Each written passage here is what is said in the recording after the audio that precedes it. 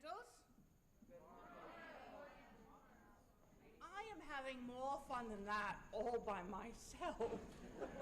Surely you have a touch of energy in you. Good morning, good gentles. Good morning, ladies. Well done. We are doing better then, and we shall keep your energies high all day. Are you ready to see some Shakespeare this day? Yes! From one moment to the next, the energy already dropping. What are we going to do with you? Are you ready to see some Shakespeare this day? Yeah! Much better. Well, there are rules that must be abided to in order for us to be allowed and luxuriated within this theatre. It is quite comfortable, for you are not being rained on, and you are not hot or cold this day. Well, it might be a touch chilly, but we'll amend to that. Now then, as each of you sits in this theatre, embrace the moment that you have, for it is a fine stage and a good place. We have spent many years here, for this is the 29th annual Chester County Shakespeare Competition. Let's hear a round of applause.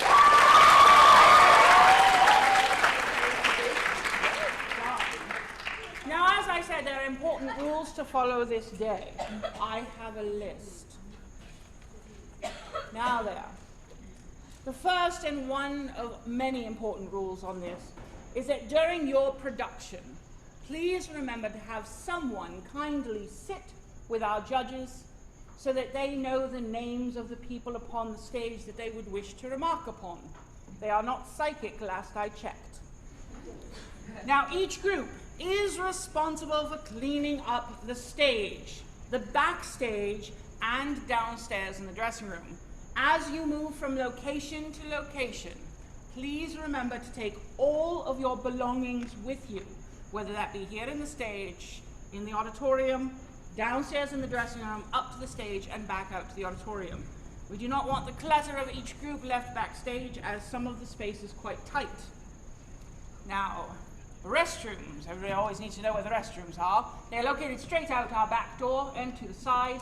Please remember that this is the only time you should be outside of this auditorium unless you are being taken by a member of our staff to your next location. You'll stay in your seat until a staff member does escort you to that location, and you must stay in the theatre. Wandering willy-nilly will not be tolerated. Now please remember, in our modern time and in our respectful state of theatre, we will remain quiet and supportive to the actors upon the stage. If you find their jokes funny, you may laugh. If they do something extraordinary, you may clap. But please remember, holding a conversation in disregard to their efforts is unkind. Now, once you leave these dressing rooms, you will not be returning. This is very important. Once you exit the dressing room downstairs, you will not return. Do not forget anything there. As you ascend the stairs from the dressing room to this stage, there is still something happening upon this stage, and that echoey chamber rattles forth noise quite freely.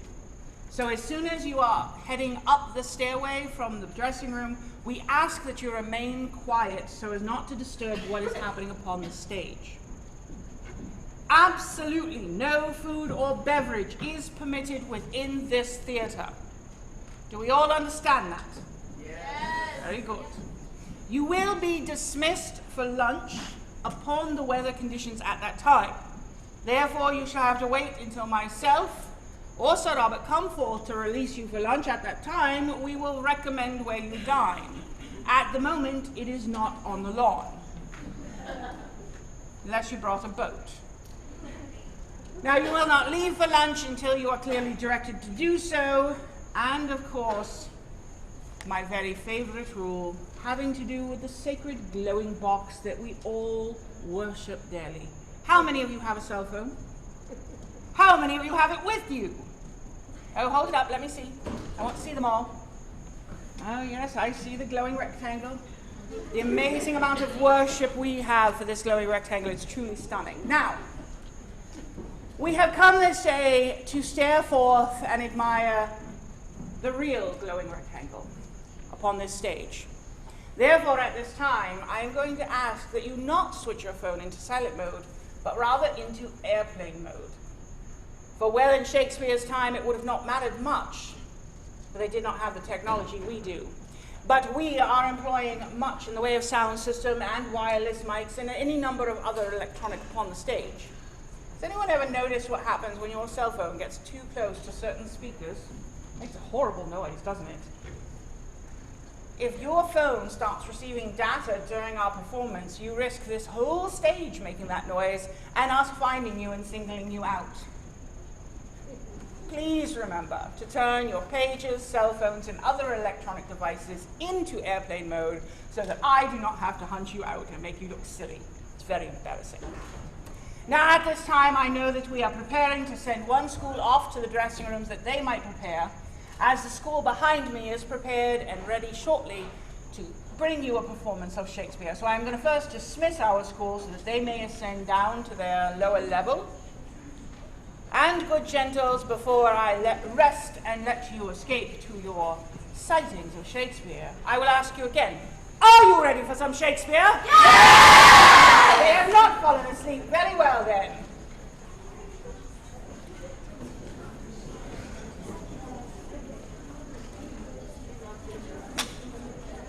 Now, good gentles, allow me to introduce myself this day, for I am Dame Catherine, and I shall help host this fine competition before you, and in between each performance you have, I shall be helping you understand some of the history and importance this stage will present throughout this day. I want to help too.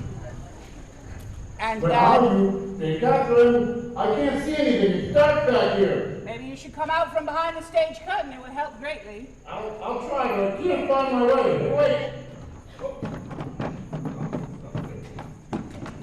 I'm ready for Shakespeare. Yes. Where's the audience? I thought they were here. Yep. Stop. What? Just stand. Yes, I'm standing. Stealing the microphone. Oh, good. Everybody can hear me now. Yeah, I know. How's that? Yeah. You can hear me quite well. Oh, that's much better. I'm ready for Shakespeare. I want my special Shakespeare hat. Your Shakespeare hat. Now, you're wondering why I'm talking in the microphone. We have a very lovely person way up there behind the box. Hello, lovely person in the box. There we are. So this may not look like much, but it's actually a sound check. What are you saying? I'm saying it's a sound check, and I like Shakespeare. And ponies. Well, good gentles. Well, I ride a unicorn professionally. You do. Well, I have the special honor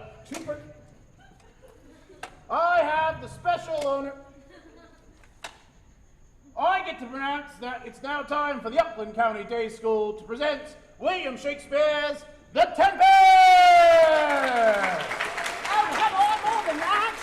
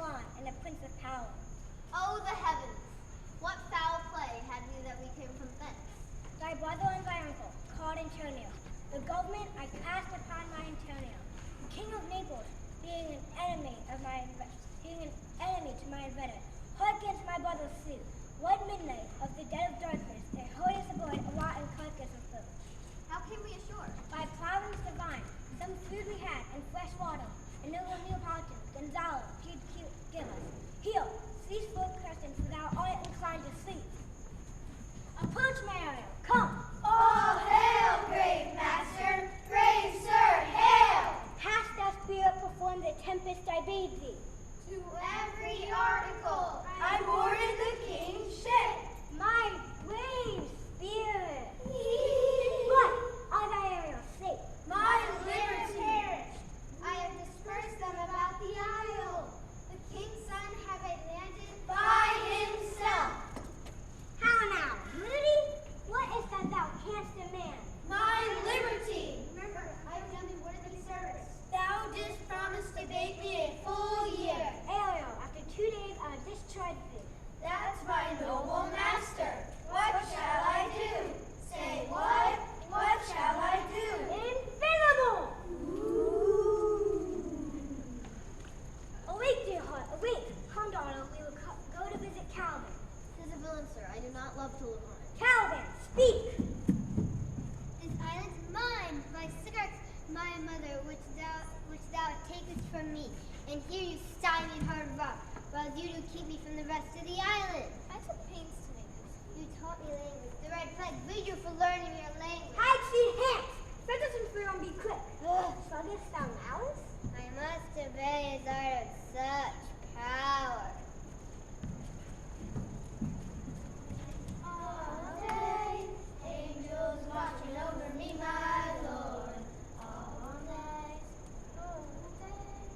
angels watching over me. Where should this music be? In the air, the earth? This ditty does remember my drowned father. What is it? The spirit? Lord, how it looks about. No, this gallant witch that ceased was in the wreck. You might call him a goodly person. He has lost his fellows and strays about to find them. I might call a thing divine, for nothing natural I've ever saw so noble. Oh, you wonder, be you maid or no? No wonder, sir, but certainly a maid. They now in each other's powers. A would, good soul, I troth thee thou hast put thyself upon this island as a spy, to win it from me. No, as I am a man. Why speaks my father so ungently? This is the first man I ever saw. The first man I ever sighed for. Speak not you for him. No. Pick him up, I throw him down. He's frozen. Speak not you to him. Come follow. That hast him well fine, Ariel. Ferdinand! Ferdinand! Ferdinand! Beseech you, sir, be merry. You have cause. So have we all of joy, for our escape is much beyond our loss. Prithee, peace! Your seeds come for like cold porridge. How lush and lusty the grass looks! How green! But the rarity of it is indeed almost beyond our credit. That our garments, being as they were, drenched in the sea, hold notwithstanding their freshness and gloss, and rather being new dyed than stained with salt water. You cram these words into mine ears against the stomach of my sense. Sir, he may live. He beat the surges under him. He trod the water. I no doubt he came alive to land. No, he's gone. Sir, you may think yourself for this great loss. Prithee, peace! It is foul weather is all, good sir, from your cloudy. Foul weather. Very foul. All night, Will you not need to sleep? For I'm very heavy. be my Lord. All night, all day, angels watching over me. What strange drowsiness possesses him? It is the quality of the climate. Why not thine my eyelids sing, for I find myself never close to sleep. Nor I, my spirits are nimble. They filtered out follows by concept. They dropped as by a thunderstroke. What might, Billy Sebastian? Oh, what might? No more. And yet, methinks I see it in thy face. My strong imagination sees a crown dropping upon thy head. What art thou waking? Do you not hear me speak? I do, and surely. Look how well my garments sit upon me. Wait. Now the angels preserve the king. Why? How now? Ho, awake? We are bellowing king of bulls or even lions. It struck mine most terrible. I heard nothing. Sure, it was a whole herd of lions. Heard you this, Gonzalo? Upon my honor, sir. I heard it humming. Lead off this grinder. Let's make further search for my poor son. Ferdinand! Ferdinand!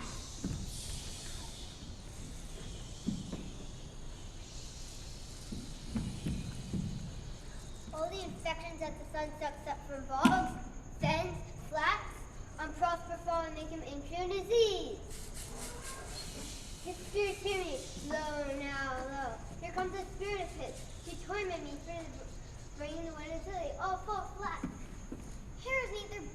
shrub to bear off any weather at all.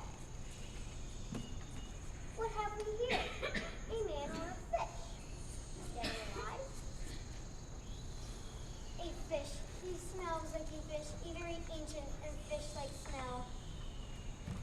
Leg like a man, and his fins like arms. This is no fish, but an islander that hath lately suffered by a thunderbolt. Alas, the storm is coming again. My best way is to creep under his gabardine. There is no other shelter hereabout. I shall no more to see, to see. I shall no more to see, to see. What's the matter? Have we devils here? Stephano, Stephano. Doth thy other mouth call me? Mercy, mercy. Stephano, if thou beest Stephano, touch me and speak to me, for I am Trinculo. If thou beest Trinculo, come forth. I'll pull thee by the lusty legs. If any be Trinculo's legs, these are them.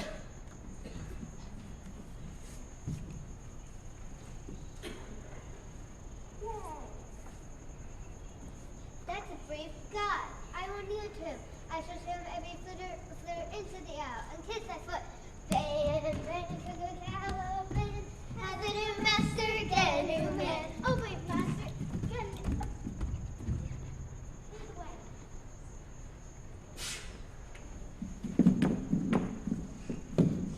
Alas, now pray you, work not so hard.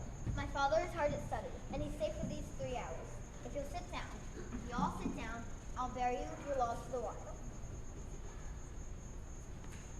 No precious creature, noble mistress, I do beseech you, what is your name? Miranda.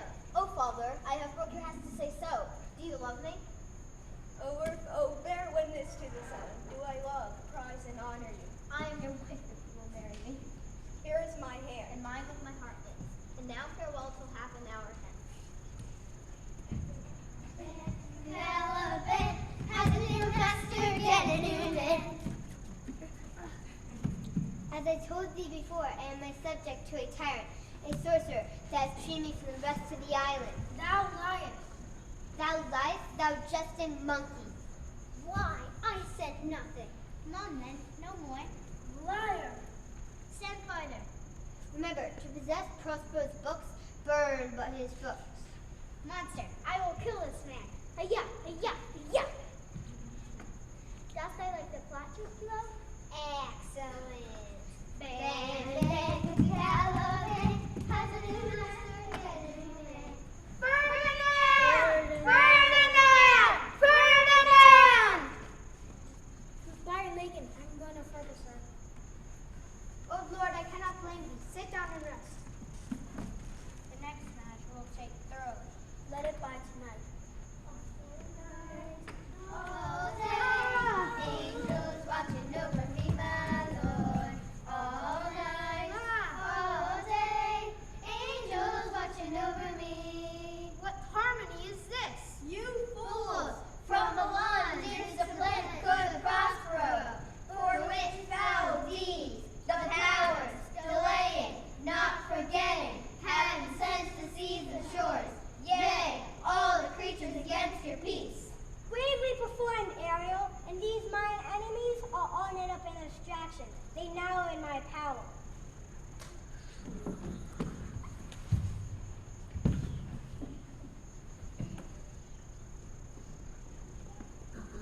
Come with the thought. In the name of something holy, sir, why stand you in this strange stare? It is monstrous, monstrous! Methought the bellows spoke and told me of it. The deep and dreadful organ pipe pronounced the name of Prosper. All thy vexations were but my trials of love, and thou hast strangely stood the test. Sit then and talk of her. She is thine own.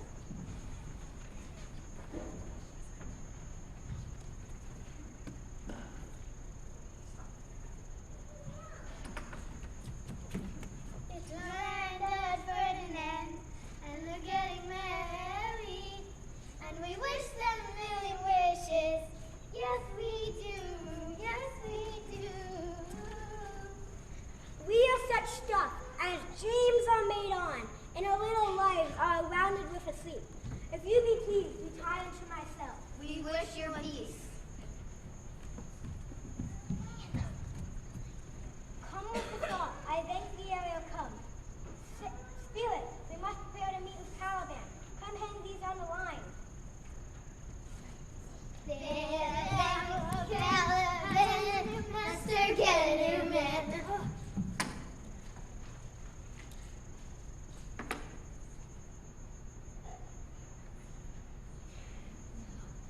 Chet thought we were now near a cell.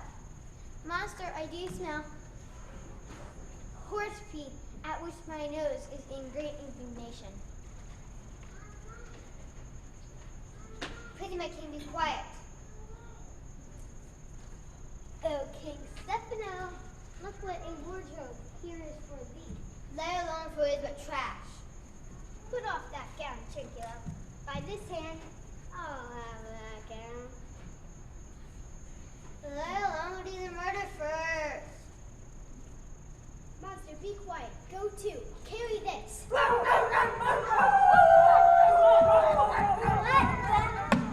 Behind it, soundly. Say, my spirit, how fares the kings and followers? Your charm so strongly works then, that if you now beheld them, your affections would become tender. I'll charm they'll break, and they shall be themselves. Welcome, friends all. For you, most wicked soul, whom to call brother would even infect my mouth. I do forgive thy rankest fault, all of them, and require my dukedom of thee. If thou beest, Prospero, give us particulars of thy preservation, how thou hast met us here, whom 3 hours since were wrecked upon this shore, where I have lost how sharp the point of this remembrance is, my dear son Ferdinand. As great for me as late, for I have lost my daughter. When did you lose your daughter? In the last tempest, pray you look in. It's a most high miracle. Now will the blessings of glad father compass thee about. Arise and say how thou camest here. Oh, wonder, how many goodly creatures are there here? How beauteous mankind is. Oh, brave new world that has such people in. Give me your hand. They am missing of your company. Some few lads you remember not. These 3 have robbed me, and this demi-devil have plotted with them to take my life. I shall be pinched to death. I long to hear disturb your life, which must have you strangely. I'll deliver all, and promise you calm seas, auspicious gales, my Ariel. That is thy charge. Then to the elements, be free, and fare thou well. Goodbye, Ariel. I see trees of green, red roses too. I see them blue for me and you, and I think to myself, what a wonderful world. Yes, I think to myself, what a wonderful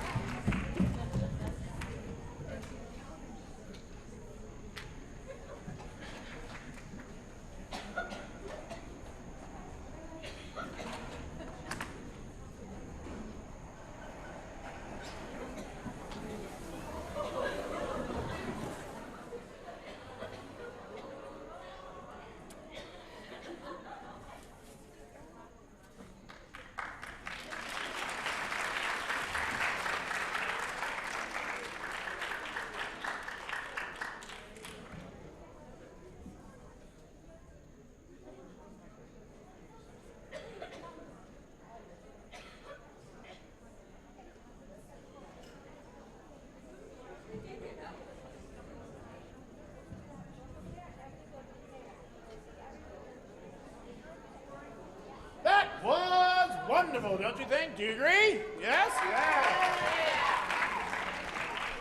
All right, for everyone who does not know me, my name is Sir Robert. Hello, everyone who doesn't know me, and hello, everyone I know. There you go. Hello over there. There you go. Dame Catherine and I travel all over the world, country and such, and what we do mainly is we teach about history, and we teach specifically medieval and Renaissance history. And this goes so far into saying that not only do we teach it, but we actually work in the history business, as in we actively joust and participate with museums, giving lectures and teaching about how people actually lived in the time period. Now, Shakespeare's time period is a wonderful time period. It's such a transition in England. You see, you're moving from one era, the medieval era, into the modern era, and it's a great transition of times, and we know that Shakespeare used all these diverse things to his audience, the common people. like you common people. Now, my special interest in history is, of course, in arms and armor. I teach jousting and fighting with swords and armor and axes. We train horses. And so we look a lot at how weapons were used and how Shakespeare used weapons on stage. Now, the common sword, for the most part, the medieval sword is a sword like this one here. It's an arming sword, and it's a very simple sword. It's got a pommel, which is a counterweight at the back. You have a handle, the bit you hold on to, a cross guard here, the bit that protects your hand, and then the blade. That's the business end. Now, the first misconception most people have about swords is that they were heavy and heavy to use, which is completely a false misconception. It's okay that you think this, because in the modern times we've recreated swords, and to recreate them to use them in the way that we thought they were used, we bang them against each other. So we make them heavy so they don't break, they don't bend. But real medieval swords were actually very lightweight and very fast. This sword, which is an accurate representation of a medieval sword, only weighs 2 pounds. And as you notice, it's very, very flexible, because it gets thinner as it gets towards the tip. This sword was meant for cutting things, specifically meant for cutting people. And so you don't need it to be heavy. Yes, exactly. It's kind of funny to think about, but that's what it was. You cut people with this sword, so it needed to be light and fast and flexible. Now, when Shakespeare puts these swords into his plays, he knew where the sword should go. In Shakespeare's time, this sort of sword, this arming sword, was sort of old-fashioned. All right, the rich, the lords, the ladies did not use this sort of sword. This was a common man's sword. And so that's why you find in Shakespeare, in the very beginning, Samson and Gregory are serving men, and they're armed with swords. And he puts in a little clue to what they were using, because he talks about buckling and swashing blows. He says a swashing blow, i.e. a striking blow.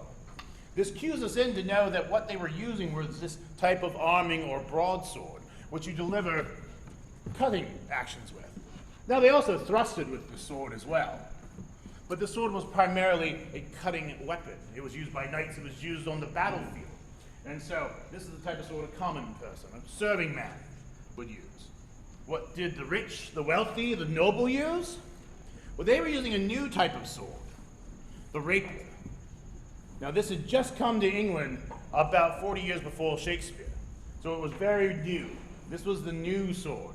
Now, the sword has all the same parts as the sword I showed you before. It has a pommel, has a handle, has a crossguard, and a blade, but now the crossguard has these enveloping rings, and those rings help protect the hand. You can also now hold the sword in a more angular fashion. You hold a broadsword with your fist around it, sort of like this. You rarely put your finger over the top, because you'll lose a finger that way rather easily when somebody slides down your blade. But a rapier with all these rings can protect that finger, this letting you angulate for a thrust, a passing move and thrust. You also notice the blade is thinner. This blade was not meant for wearing at war or battle against people in armor. This sword was meant for carrying in the street, to protect you in self-defense. It was also meant to show off your wealth. This is a very expensive bit of jewelry you would wear, very deadly jewelry. So when you hear about Romeo and Mercutio and Tybalt fighting, being upper class, they would be fighting with this sword here, the rapier, not the broadsword like you found Samson and Gregory, their servants, using earlier on in the play. Now, the rapier can't deliver that swashing blow. It can't deliver a blow that would cut into an arm or take off a hand or an ear.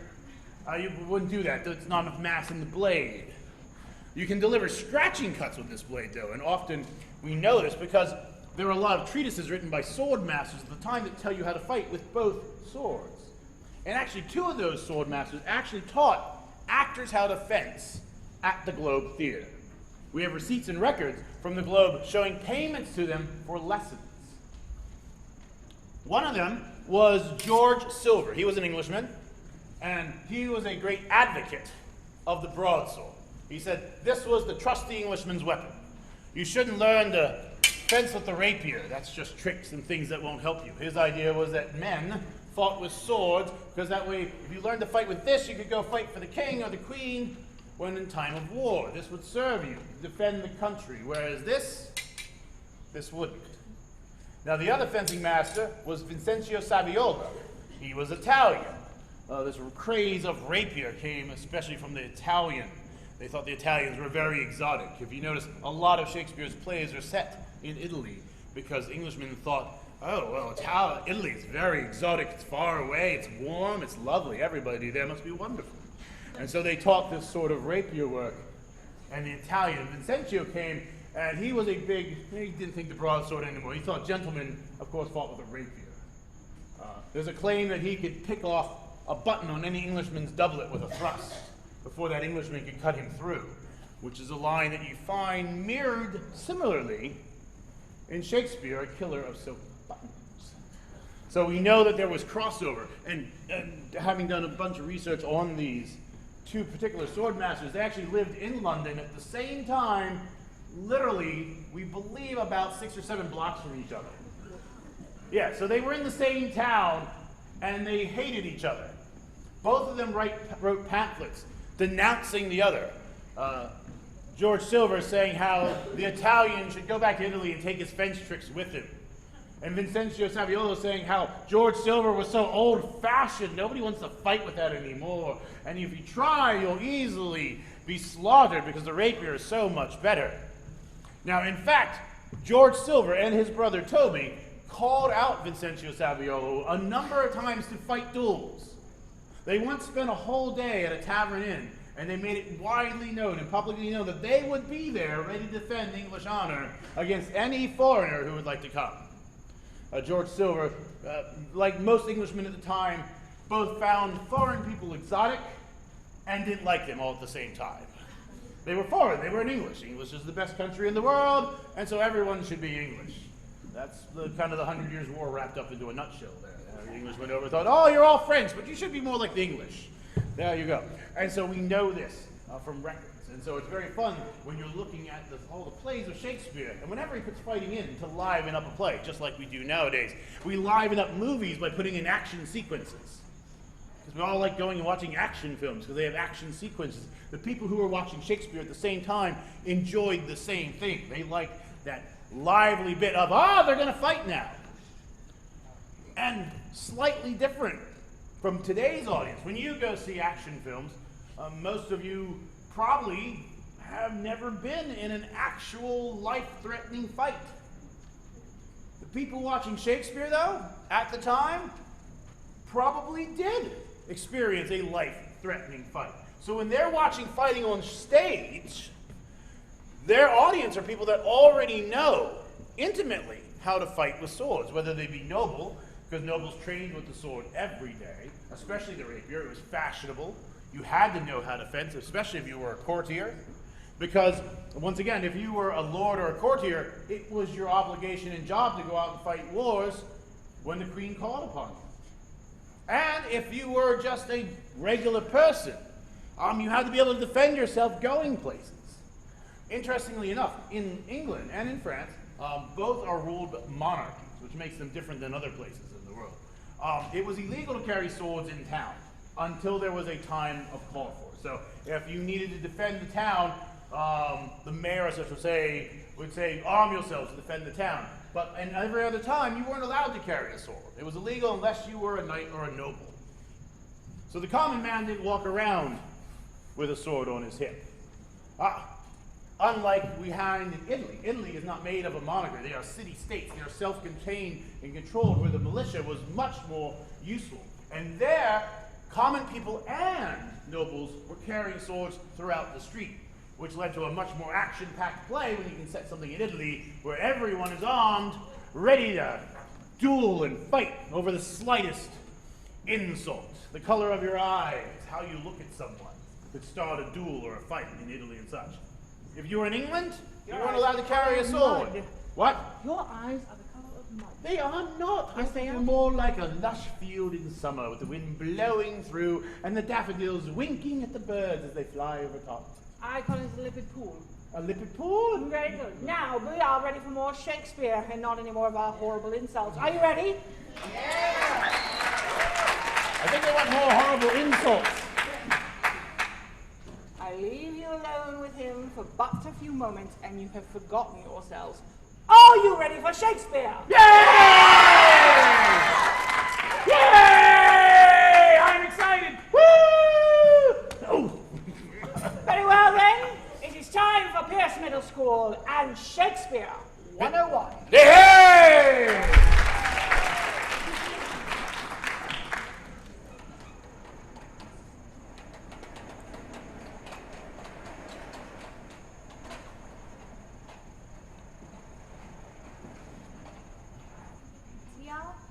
or not, Tiel?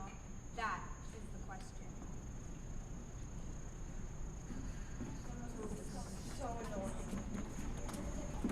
Welcome to your homeroom, class. I'm very excited to begin your school. Sure you are. So I'm Mr. S, and I'm going to start by taking attendance. So when I call your name, raise your hand, say here, and tell something about yourself. Wyatt Binkelson? Here. I'm Wyatt, and I love reading Shakespeare. That's what I like to hear. Bernard Lyons? Here. And call me Hammy. Hammy? How's that related to Bernard? Enough. I said enough. Bernard, is there something that you'd like to share with the class?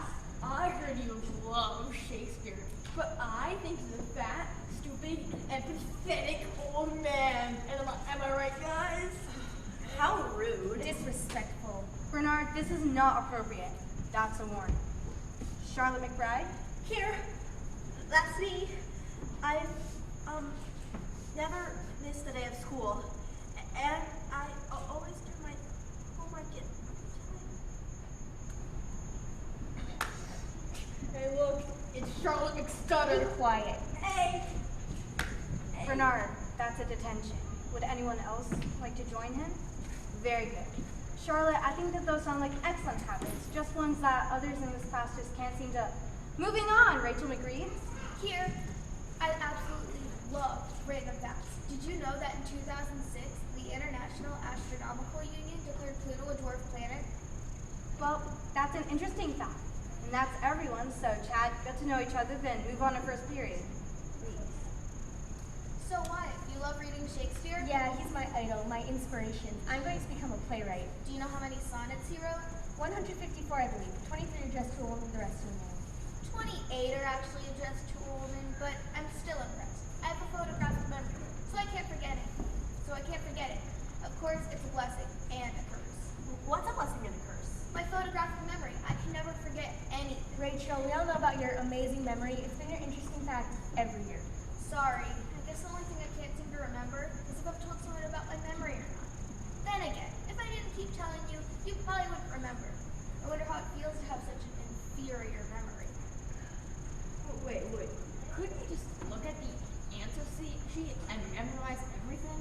Also known as studying, but that one must be rare to you. Everything academic must seem rare to you. You know, I could just memorize my study sheet. Well, I wouldn't need any studying or anything academic, but I'm a professional soccer player. Do you know what the chances of that happening is? Only 1% of high school players and 0.04% of college players go pro. And what happens if you get injured in such a way that you can't play again? You would have wished you'd studied Shakespeare. It is what we will be studying in English this year. If I get in an accident that prevents me from doing my job, I'll be able to get back on my feet and find another one. Or what if you lose your feet? Then you shouldn't have get in an accident. If I did lose my feet, then I'll just get back on my hands. Oh, I do hope that Shakespeare won't be too hard this year. I have no older siblings to tell me. My older brother said that Mr. S recites the plays so vividly you can almost feel Hamlet's sorrow. Who's Hamlet? Only the main character in one of Shakespeare's most iconic plays. Ring the bell. Yeah. Ding ding ding ding ding. Nerd alert. Oh, shut it, doofus. Yeah, at least she knows who Hamlet is. Who's doofus? Class dismissed. Last sentence endures long egg! Give it to her.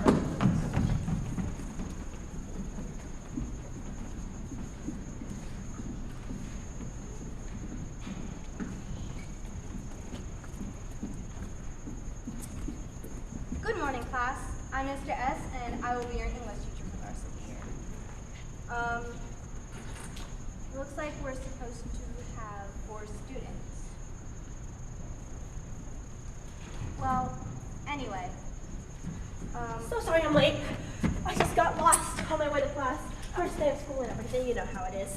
That's fine. So, does everyone know who Shakespeare is? Good.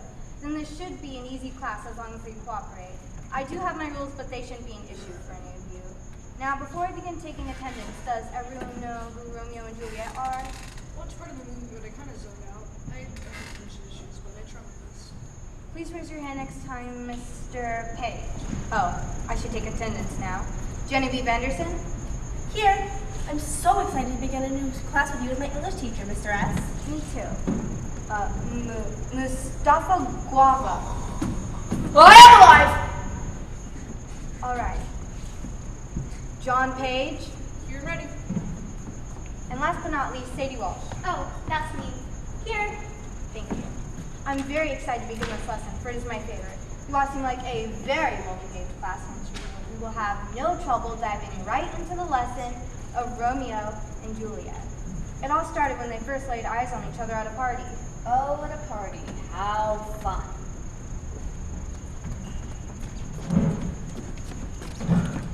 Oh, sorry, sir, I didn't see you there. It's your party anyway. Well, my father's party, that is.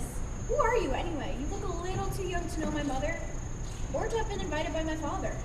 I'm a distant friend. I must go. No! I mean, well, the more the merrier. Oh, she didn't know that he was crashing the party. That they were so full of love. Oh, Sadie and I met at a party. Yes, but you spilled your fruit punch on my jeans. So nice to be washed out. I think it's a bit cliche. I mean, if true love was based off of looks, don't you think I would be on a date by now? If true love is based off looks, then say I would never found Sadie or fruit punch. Touche. Mr. S, what happened next? Did Juliet give Romeo a shot, or did... Please tell me your name. I don't think I could let you leave if you didn't. My name? Montague. Romeo Montague. Any questions so far? Mr. S, why did they fall in love so fast? You just don't get it, do you? She obviously knew that he was the one. Like when I first met John, I knew we were just meant to be. Sadie, I hate every letter in your alphabet except for you. And if I could rearrange the alphabet, I put you and I together. Oh, that's so corny, it's almost cute. John is such a charmer. I ship Son, or is it Jody? Jody. Come on, guys, let's focus. Juliet, I know I just met you, but I'm ready to commit to you for the rest of my life. We must get married. Oh, Romeo, I feel the same way. That is your name, right? Whoa. Too soon. Space, sweetie, space. You've got to leave room for the Holy Spirit, girl. This is how it should have happened. Juliet, I know I just met you, but I'm ready to commit to you for the rest of my life. We must get married. Excuse me? Do I look like I want to marry you? I'm an independent woman who knows what I want in life. All right, I guess it is too soon. Juliet Capulet, will you go steady with me? Now that's the way this little love story should go. Come on, Mustafa. Let me maybe tell you this. I've read most of it. Trust me, you'll like it. Juliet, come with me. I can't. My father hates the Montagues. I don't even know how you were invited. It will be fine. We can make them see reason. Now that we've met, nothing can keep us apart. Come with me. I can show you the world. As you can tell, they were deeply in love. I thought that they would be that way for the rest of their lives. However, then things took a dark turn. Hold up. Is this going to be a scary train events? Because if so, I better move closer to safety. No. She is fine. She is strong. She's an independent woman, and she got along just fine without you before, and she can do it now. Stop. Ow. Guys, the liberty of choosing your own seats isn't one that you've earned yet. Because of this, you may see a change in the future. If my father cannot accept my relationships, then I shall fake my own death. No one can keep me from my Romeo. Wait, you mean she fakes her death? Why? I don't remember this. Well, if you were paying attention, then you would know that she married County... Mr. Page, stop inching closer to Miss Walsh. He can't help it. Our love is so magnetic. Guys, this is the part where Romeo finds Juliet. So dramatic. Juliet? Oh no! Oh, the agony! I cannot bear to live, and my one true love will not be there to walk beside me. I must take my own life to be at peace with hers.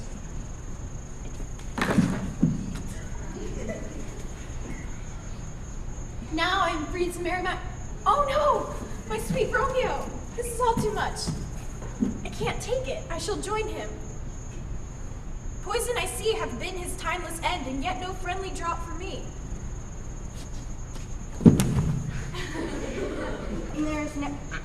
there's never more a tragic tale of woe than Juliet and her Romeo. The end. Any questions, comments, concerns? No questions, but wow. I mean, I do have some concerns. I don't know how to tell you this, but I didn't remember the part. It was just too Gory, bloody, tragic, and beautiful. Well, I agree with the gory, bloody, tragic part, but beautiful, not so much. It should have ended like this. Oh, Juliet, you are alive and well. Let's run far away from here and live our lives together. That is everything I ever wanted to hear from you. Stop! I'm sorry to break your innocent heart, but that is not how it ends. It was tragic.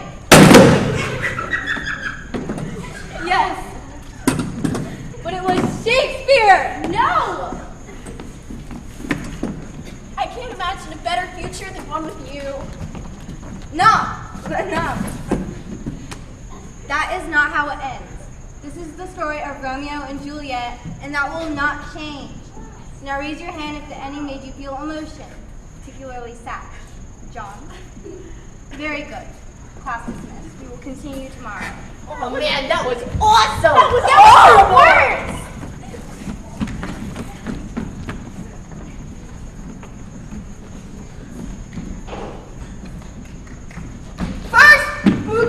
Sorry, I guess. Angie, you okay? Watch where you're going, Ryan. Shut up, Harris. Your voice annoys me. Right back at you. Be sure about your eyes, not your ears. What does that even mean? It means you need glasses. You nearly took Angie down. Guys, come on. I'm fine.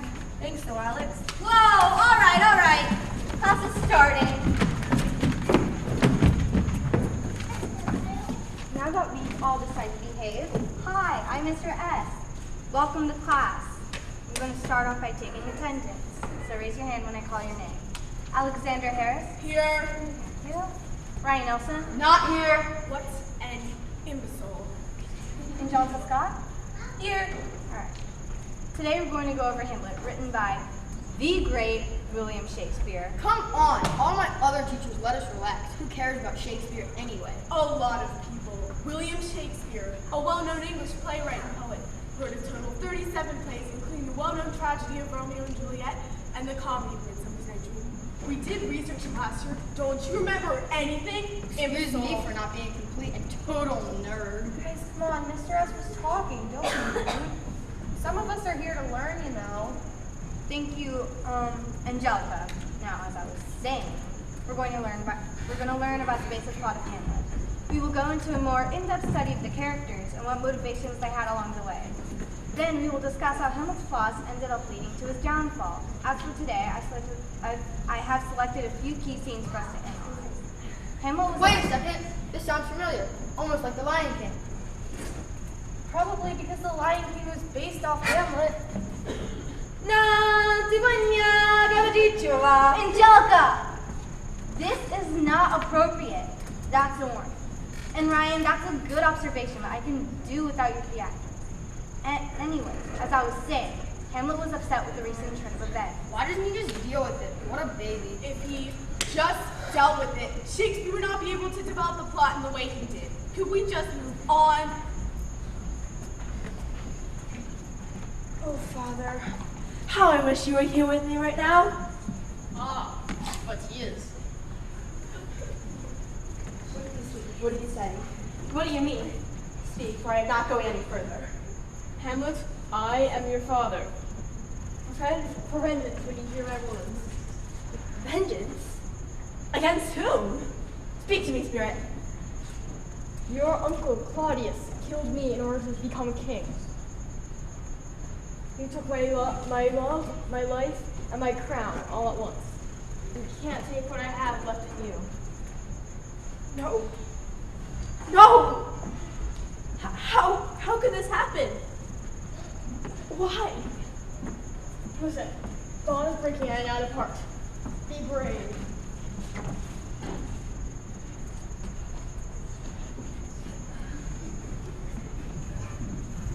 I've always loved this play. Wow, but the murder was a little overboard. Honestly, Claudius needs to chill. A villain taking a chill pill does not always result in the most interesting plot. Now, I'd like to learn about the most iconic scenes of Hamlet. To be or not to be. Whether 'tis nobler in the mind to suffer the slings and arrows. Why are they talking that way? You idiot! He was debating whether to live or not. Angelica, second warning. And Ryan, talking like that was normal for people back then, but I guess for the sake of your undereducated minds, they can speak less formally from now on. Mr. S., I have a question. Yes, Angelica, I don't think you've been raising your hand too often. Why do you dress that way? Not that it's bad or anything. It's just formal. Angelica, it's best not to judge others. However, I do love to dress for my part. So do I, but I don't dress like a gaudy person. And you're not yourself when you're hungry. I'd like to see you after class, Miss Scott. Anyway.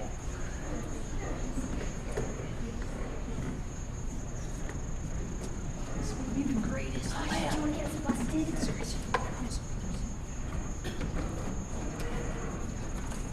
A drink, Hamlet? No, thank you. The duel will commence soon. Oh, Hamlet, I know you'll win. I just know it. My son will be triumphant, not this man. You have fooled yourself. Oh, I am aching for a drink. Give me No, that wouldn't be good for someone your age. Excuse me? Are you calling me the queen old? No, I just really want you to wear your complexion. Would have felt for something cooler, but this will do. No, Gertrude, don't drink it. It's poison. Crisp. Authentic. And I will drink what I like. Oh, I'm not feeling too hot. Mother? Mother? You? How could you?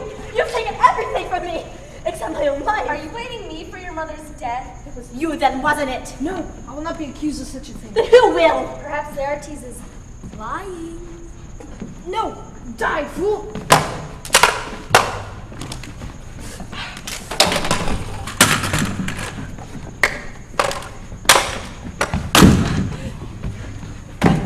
Defend me, Laertes. I am hurt. I cannot. I'll treasure. Only cowards fight like this. Cheating blood. It's not lying or cheating, you fool. It is life.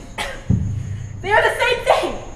I will die with dignity. So much joy is coursing through me right now. Wow, that was pretty depressing. That was pretty disrespectful of you. Stop it, you two! I'm out. You may go, but you will not leave unpunished. What a rude, annoying little... Class dismissed! Angelica. I believe in you. You're not my worst student. I just need you to be my best. You may go.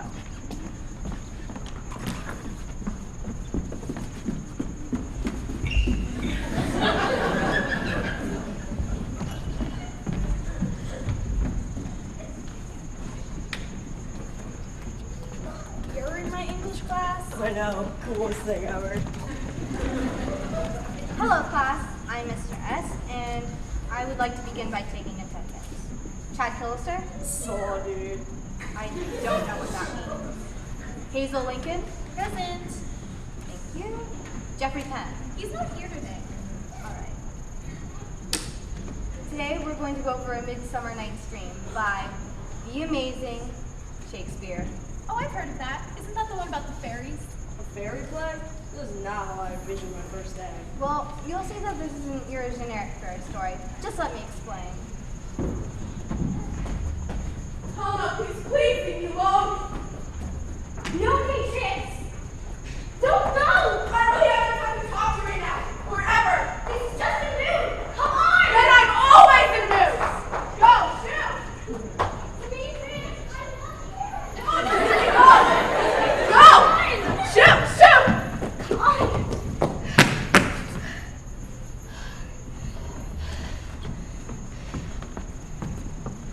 Hello there, Helena. How are you today? Oh, just running. Can't talk much. How are you, Hermia?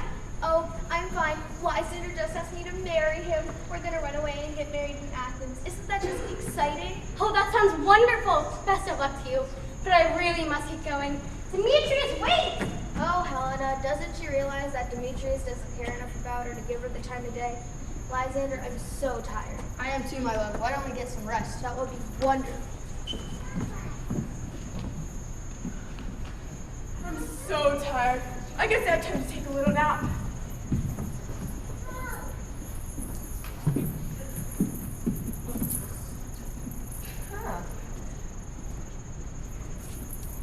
What was it that I had to do?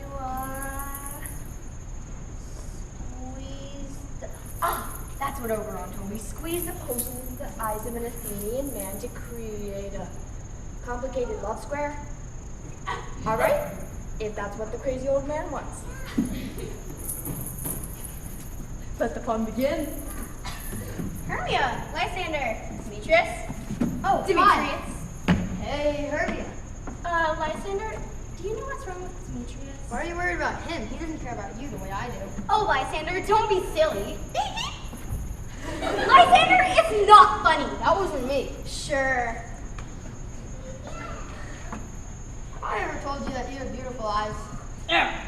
No one told me this was a love story. Well, I think that it's a great story, so I would appreciate it if you would just let Mr. S finish. If he can finish, I can. Lysander, stop. I'm trying to help Demetrius. Fine.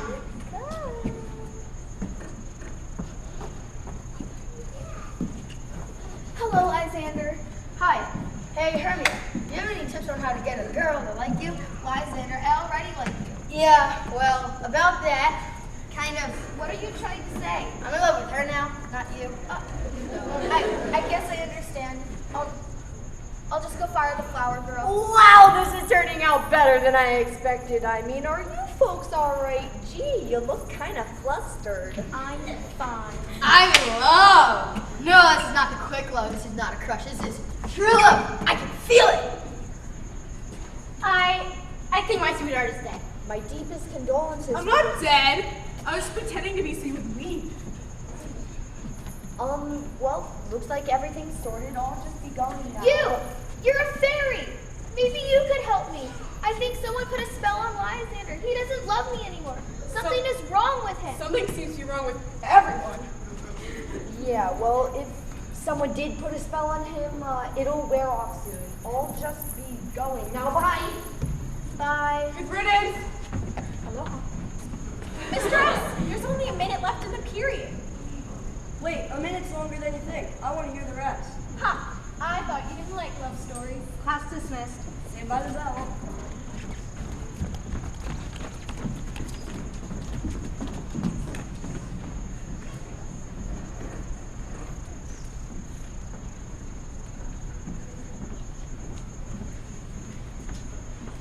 You are here today because you've disappointed me with your actions. Hopefully sitting here for the next 45 minutes will change your attitude. What? How are we going to stop making fun of people like you? I'm not doubting that. However, making fun of teachers is disrespectful. I am coming to a teacher. I just made fun of Shakespeare. Shakespeare was a brilliant man who taught us many important morals in life. Showing such disrespect to a character in history is unacceptable. I'm sure you'd hate it if you were kicked off the soccer team due to your behavior, yes? Yes, sir. Soccer is my life.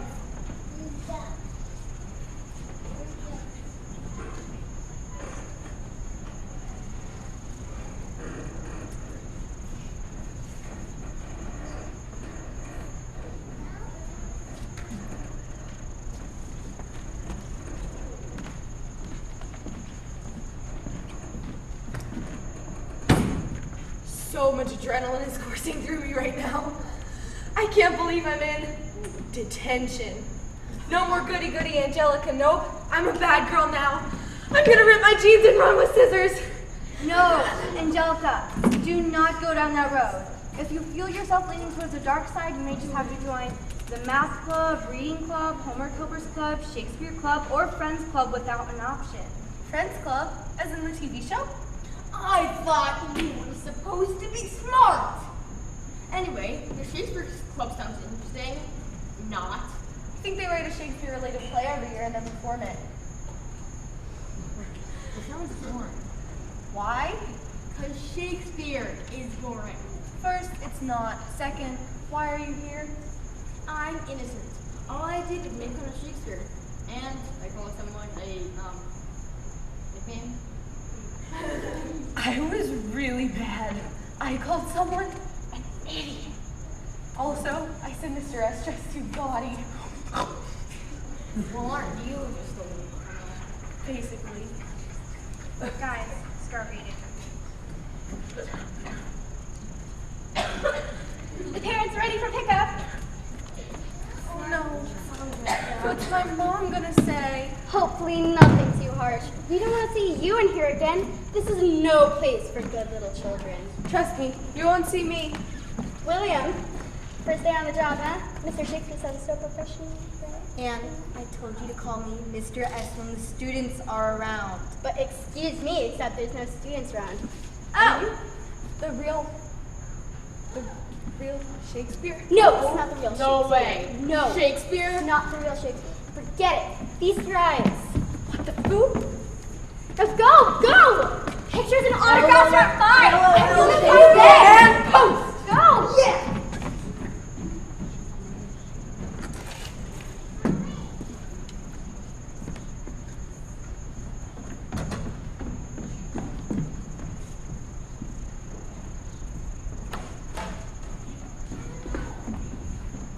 We may not be happy with what we are given, that which we have done may not be forgiven. If we should turn to the past for help and direction, we shall not be deterred by our own imperfections.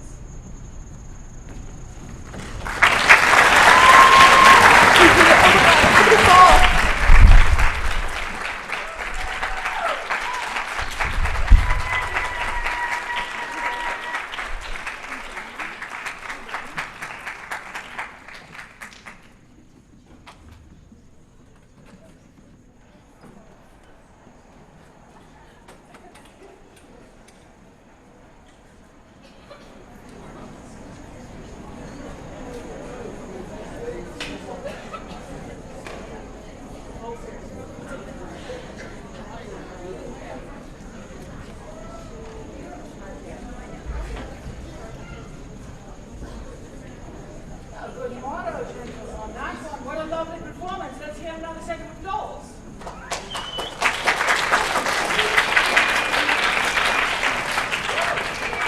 I think you might all be sleeping again. That's what we get for putting you in a darkened theater.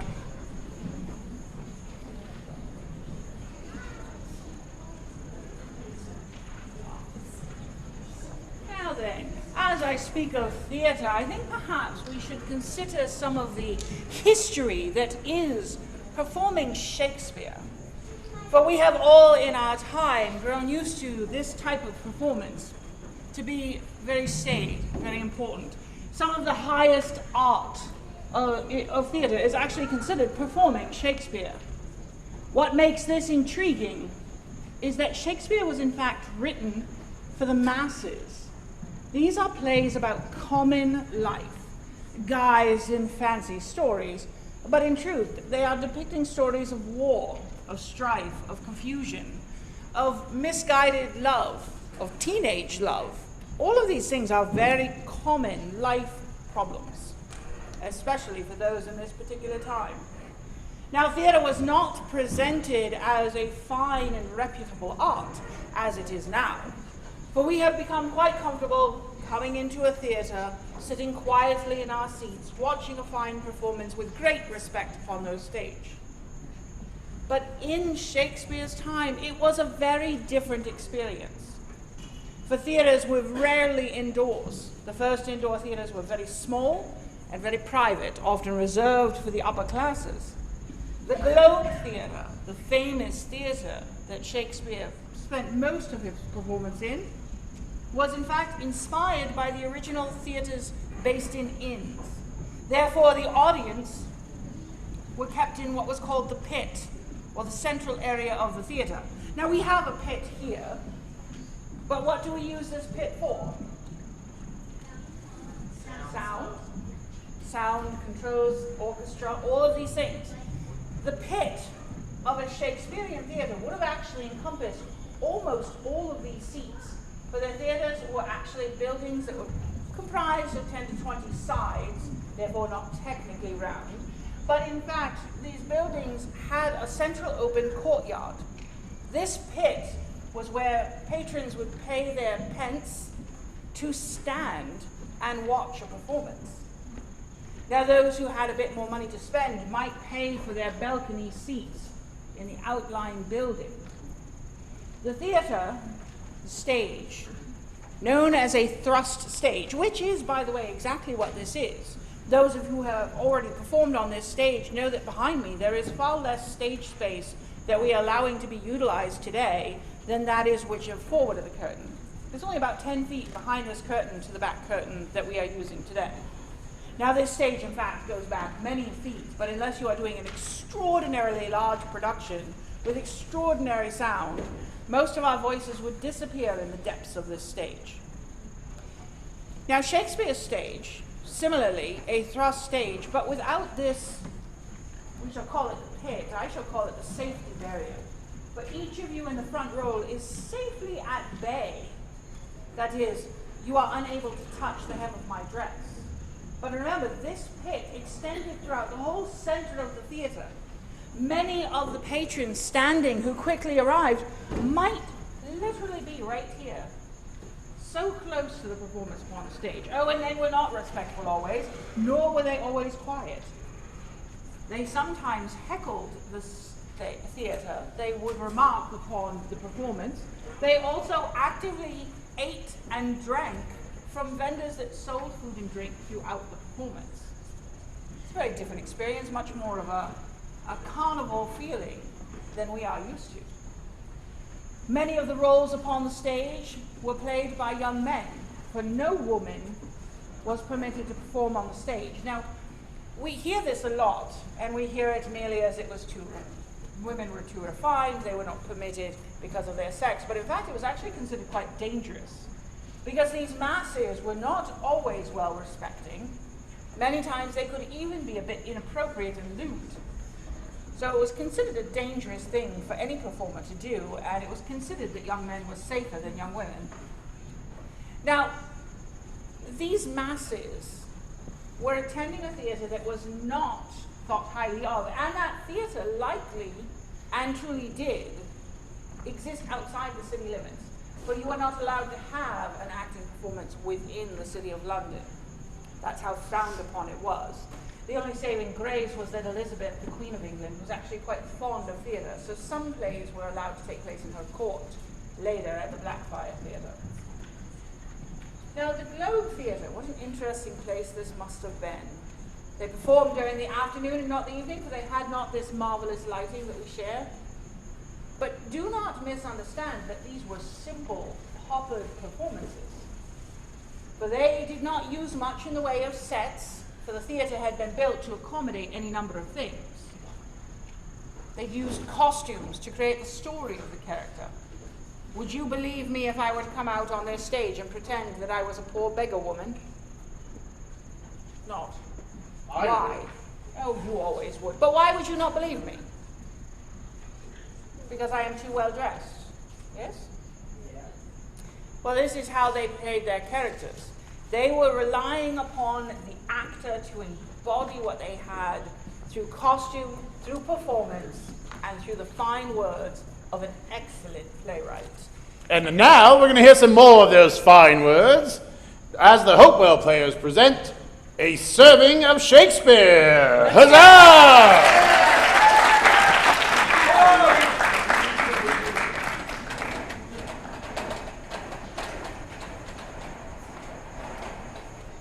Friends, Romans, countrymen, lend me your ears. Do these words sound familiar?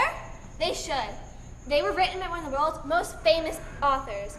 William Shakespeare wrote of love, betrayal, confusion, insanity, greed, and many other human emotions. Sit back, relax, and enjoy as the Hopewell players allow you to listen to and to view the trials and tribulations of some of Shakespeare's most memorable characters. You witness a feast from Macbeth, A Merchant of Venice, and finally, Romeo and Juliet. Let's begin with these two ladies and see if they can put you under their spell. Thunder crashes, lightning cracks, and 3 witches appear. As they dance around the cauldron, they chant the recipe for the evil mess they are brewing. Before the night is over, they will have conjured up the demon master to show Macbeth just what the future holds for him. Double, double, toil and trouble, fire burning, cauldron bubble. Round about the cauldron go, in the poison entrails throw. Toad under the cold stone, days and nights has 31. Sweathered venom sleeping got, boil thou first in charmed pot. Double, double, toil and trouble, fire burning, cauldron bubble. Fillet of a fenny snake in the cauldron, boil and bake. Eye of newt and toe of frog, wool of bat and tongue of dog. Adder's fork and blind worm's sting, lizard's leg and owlet's wing. For a charm of powerful trouble, like a hellcroft, boil and bubble. Double, double, toil and trouble, fire burning, cauldron bubble. Scale of dragon, tooth of wolf, witch's mummy, maw and gawk of the raven thought sea shark, root of the hemlock, dig in the dark. Add there to a tiger shrine, for these are the ingredients of our cauldron. Double, double, toil and trouble, fire burning, cauldron bubble. Cool it with the baboon's blood, then the charm is firm and good.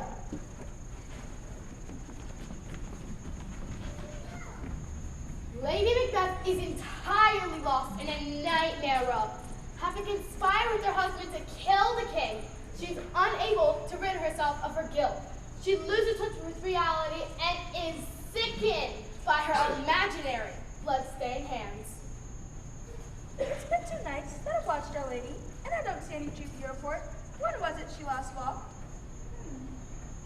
I have seen her rise from her bed, throw her nightgown upon her, unlock her closet, take forth paper, fold it, write upon it, read it, afterwards seal it, and again return to bed. Yet all this is while in a most fast sleep. In this slumber state, besides her walking and other actual performances, what at any time have you heard her say? She mumbles to herself. Here she comes. Observe her. Stands close.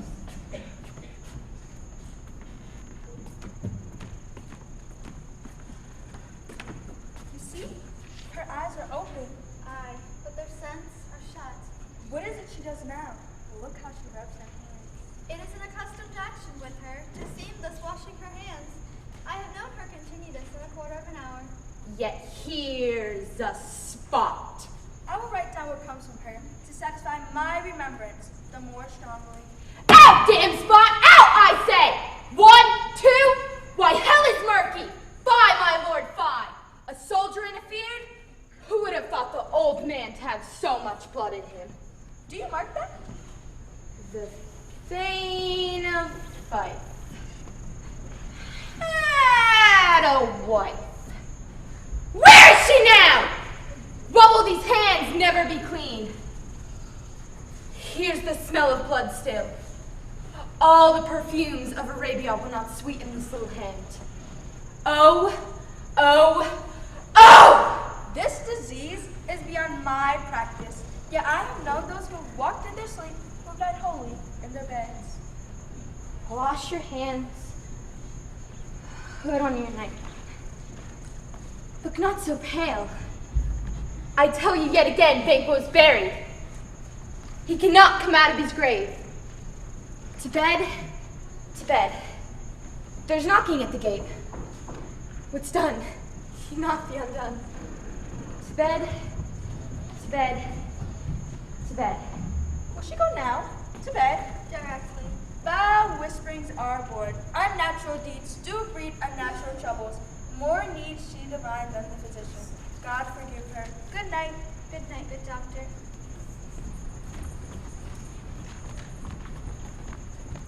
Now that's what I call crazy. Well, enough of that. We all know what powerful motivators love and greed can be.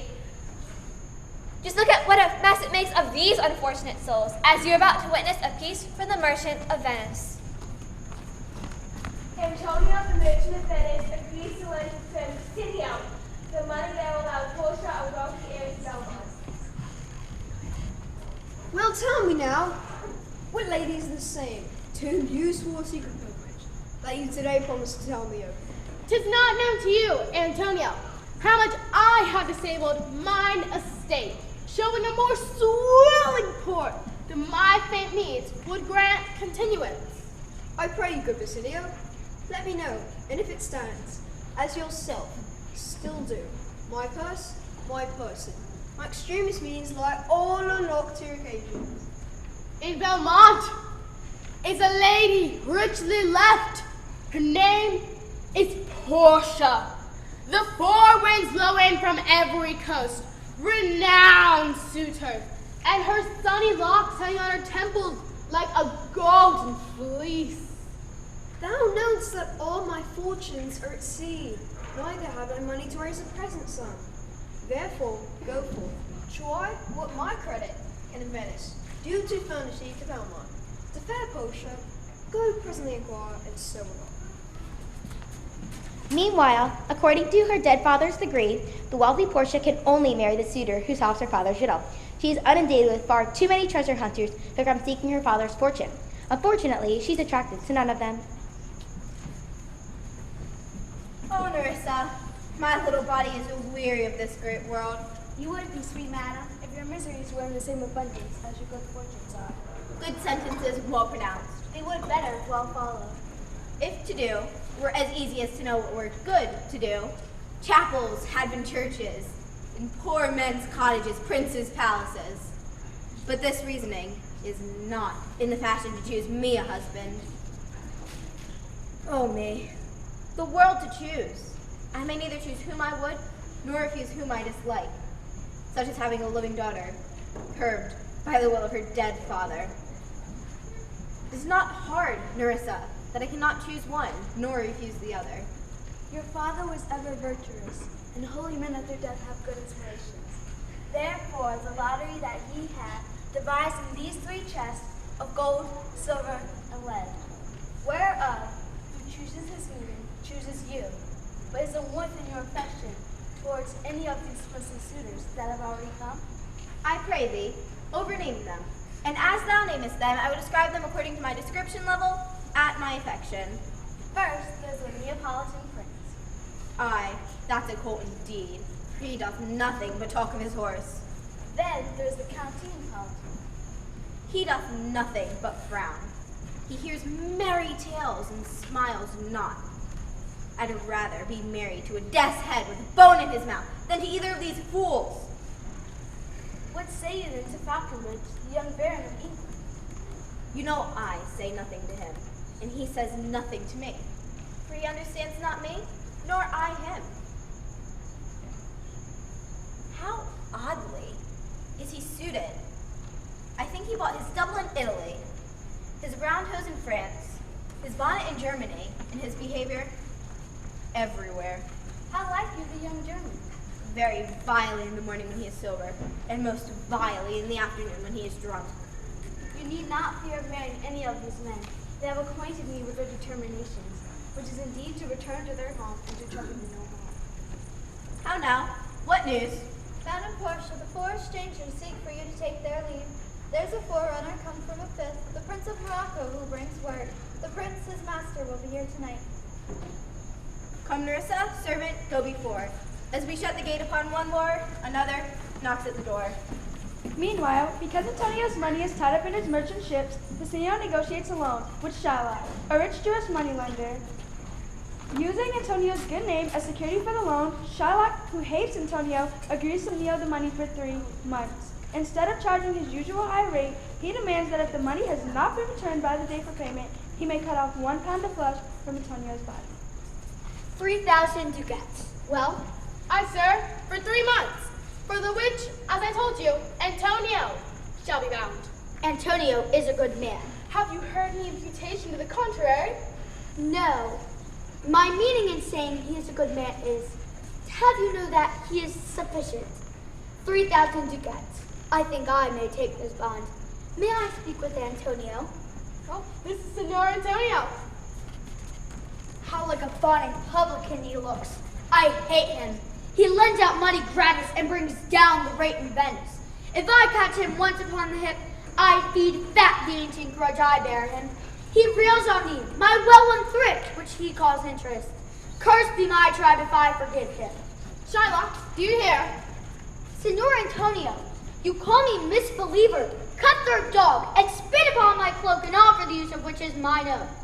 Well then, it now appears you need my help. You come to me and say, Shylock, we would have monies. What should I say to you? Should I not say hath a dog money? Is it possible a cur can lend 3,000 ducats? Fair sir, you spit upon me Wednesday last. You spurned me such a day. Another time you called me dog. And for these courtesies, I'll lend you thus much money. If thou repay me not on such a day, in such a place, let the forfeit be nominated for an equal pound of your fair flesh, to be cut off from what part of your body pleaseth me. Antonio's merchant ships are lost at sea. He is therefore unable to take back Shylock's loan. As a result, he finds himself in the court of law. Go one and call the Jew into the court. He's ready at the door. He comes. Shylock, the world thinks, and I think too, thou believest this fashion thy mouth to the last hour back. Then 'tis though thou show thy mercy and remorse. More strange than is thy apparent cruelty. What judgment shall I dread doing of no wrong? The pound of flesh which I demand is early bought, is mine, and I shall have it. If you deny me, fie upon your law. I stand for judgment. Answer, shall I have it? Valerio, a lawyer from Padua, sends a letter to the Duke informing him that due to his own illness he is forced to send a young lawyer named Balthazar, who is actually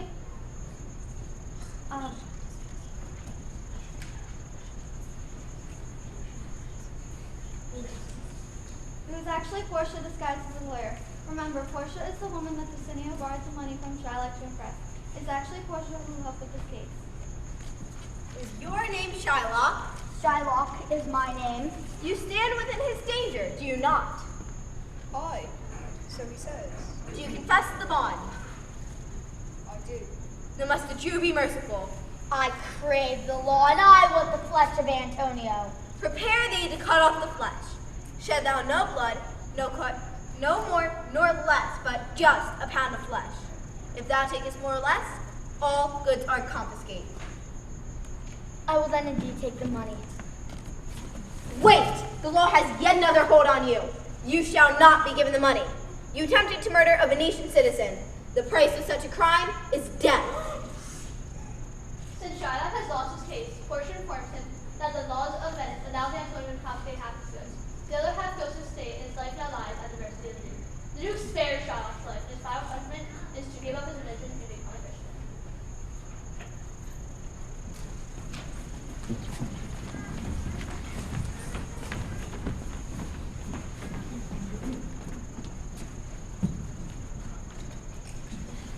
Now that's what I call crazy. Well, that's what I call a good lawyer. One man waiting to collect his fortune, and his whole world is turned around. Next, we move to a budding of first love. Only one thing can ruin that: a failure to communicate. And boy, do these two young fools fail to do just that.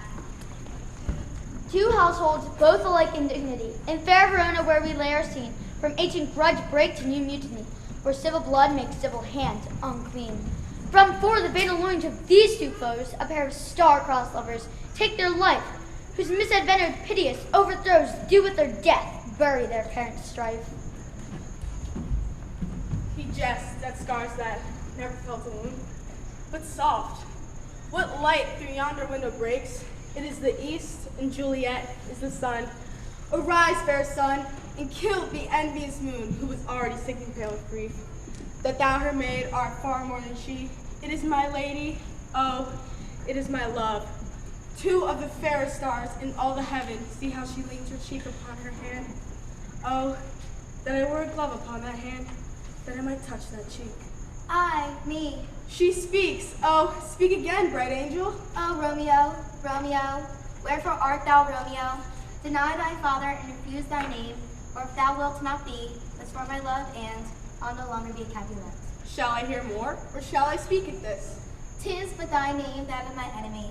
Thou art thyself, though, not a Montague. What's Montague? It is nor hands, nor foot, nor arm, nor face, nor any other part belonging to a man. Oh, be some other name. What's in a name? That which we all arose, by any other name would smell as sweet.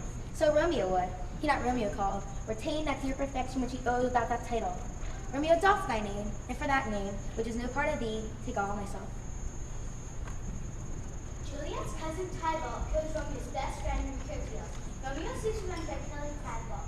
The Duke banishes him. Juliet is now ordered by her father to marry Paris within the next 3 days.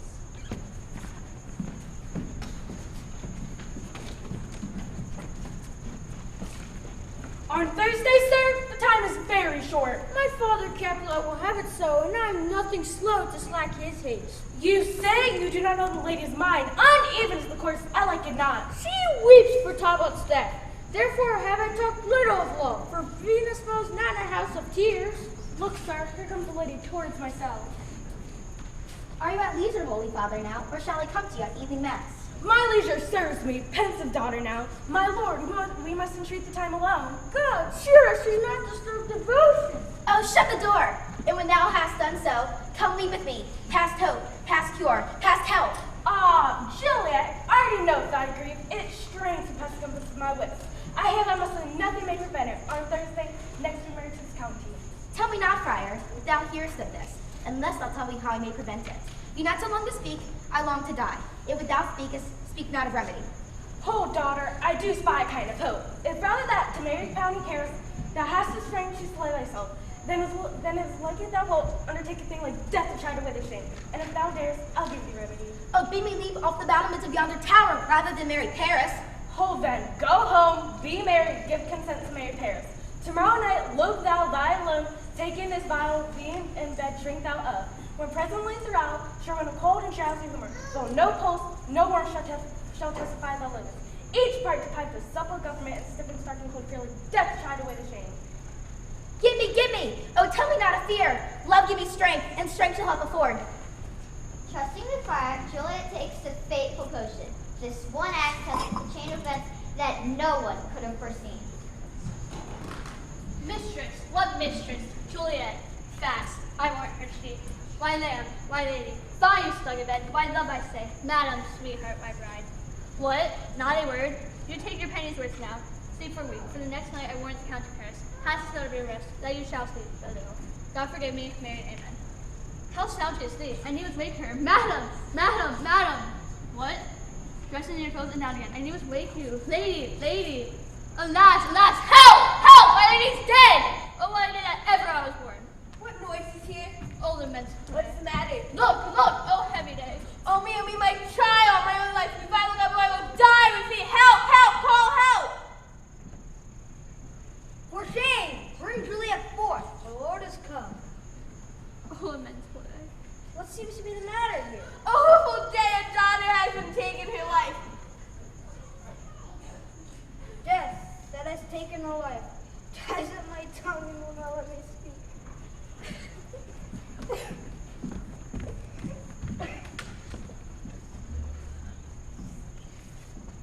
In the grief over the death of Juliet, Romeo goes to visit the family's church tomb.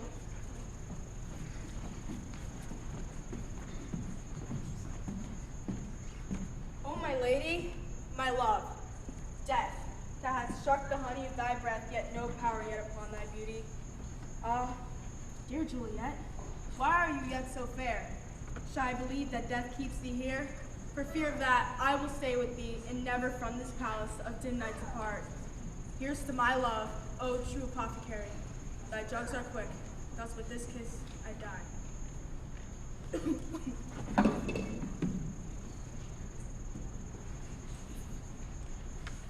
What's here?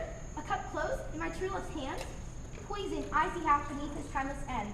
Oh, churl, drink all and leave no friendly drops to help me after? I will kiss thy lips. Haply, some poison yet doth know to make me die.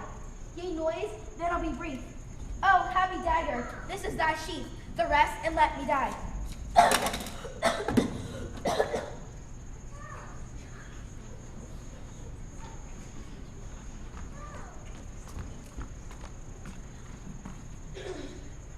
Well, there you have it. Insanity, greed, lost love, and more. Nobody tells tales of the soap opera of life quite like William Shakespeare. Why not pick up one of his stories and tune in?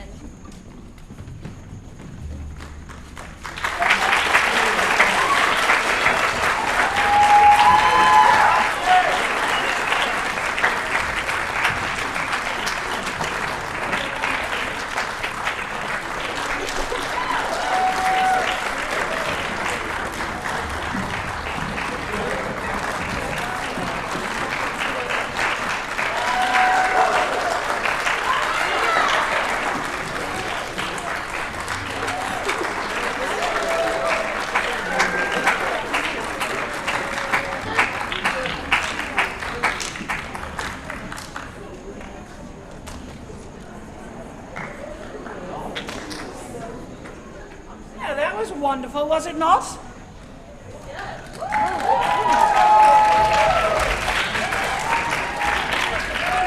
Well, now, perhaps we need a little practice being the rabble of true Renaissance theater. Did you enjoy this Shakespeare? So much easier when you let your voices out from time to time. It keeps you from getting too sleepy in this darkened theater. Now, I was speaking of the Globe Theatre and what it was like to perform there, and the amazing spectacle of their shows. Now, truth be told, much of what you are doing for set work is very accurate to what even in Shakespeare's time they would have done. Sets were quite simplistic and only the bare minimum of what was necessary in order to tell their tales. For it was the responsibility of the performer, through dress and through mannerism, to tell a story well. During Shakespeare's time, Shakespeare himself added two of the most important elements of modern theater in the style of his writing. One is what we call a soliloquy, the famous speeches such as "to be" or "not to be," where one performer expresses the very thoughts of his character as a purposeful incantation, where we can all understand. But the other is a very special one. It's very important. And that is the ability to add an aside. Do we know what an aside is? Perhaps? Oh, there we are. I saw a hand go up out there somewhere. It's hard for me to see all of you. What is an aside? An aside is when a character goes off to like the side and says something that's just their thought, but it's just out of earshot to the other characters that are on stage. Indeed. And more importantly, that aside is often said directly to the audience.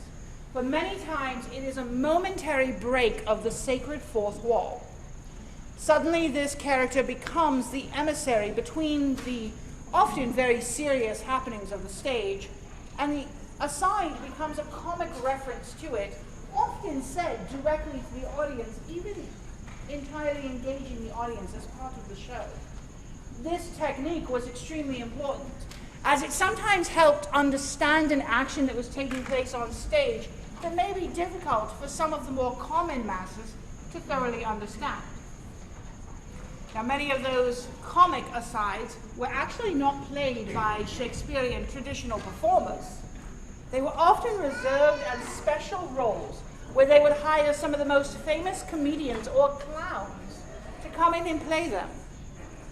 So even in the Shakespearean time, there were rare options of having famous performers come and play certain roles. Now I want you to imagine that theater, because we often picture those theaters as being relatively small. Sometimes the audience for a Shakespearean play could be as many as 3,000 people, crammed tightly into a space. They would have no patience for a poor performance. And the payment of being an actor was sort of a trickle-down method. For you see, the companies of performance, the theater troupes, were often part owner within the theater itself.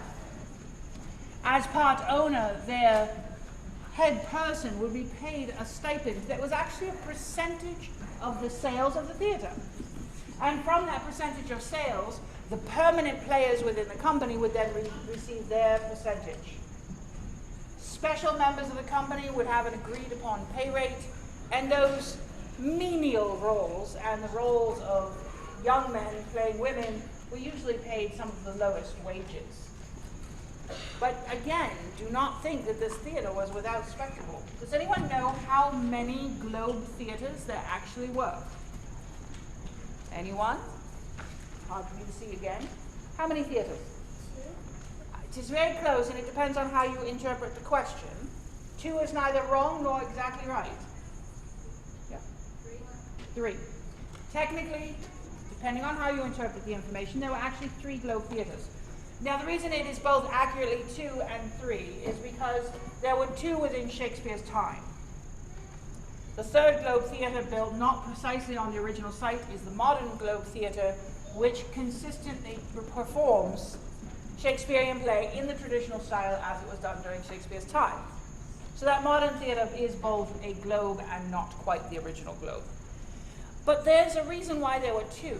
You see, during a very famous performance of a rather not popular done modernly play of Henry VIII, part of the spectacle of the performance is why I give you the rule: no glitter, no confetti, and no fire upon our stage.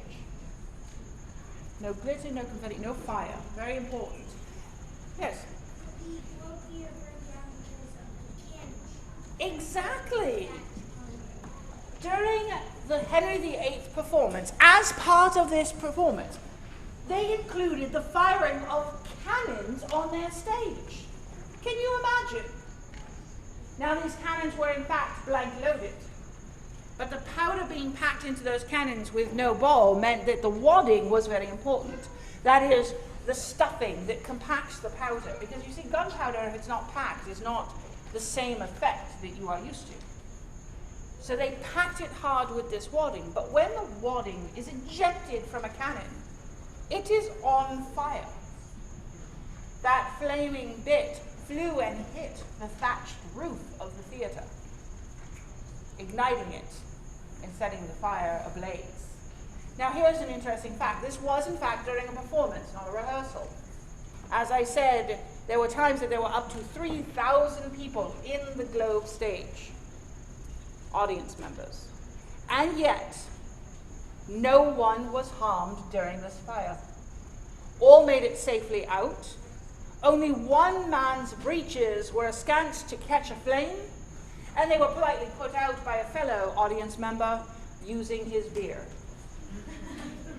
I guess it isn't so bad that they served beverages if they were able to put a fire out on a man's pants. The Globe Theatre took 1 hour to burn to the ground. It took 1 year for that theatre to be rebuilt. Though the theatre was doing much better than it had in its original construction, and while they mirrored the original construction, the Globe Theatre became simply much more opulent, and more important, they could afford to put a tile roof on. Now, our modern Globe Theatre in England recently performed Henry VIII. If you go to their website, you'll notice a small note about their successful performance and no fire upon the roof. So no cannons for the rest of the performance today. No cannons.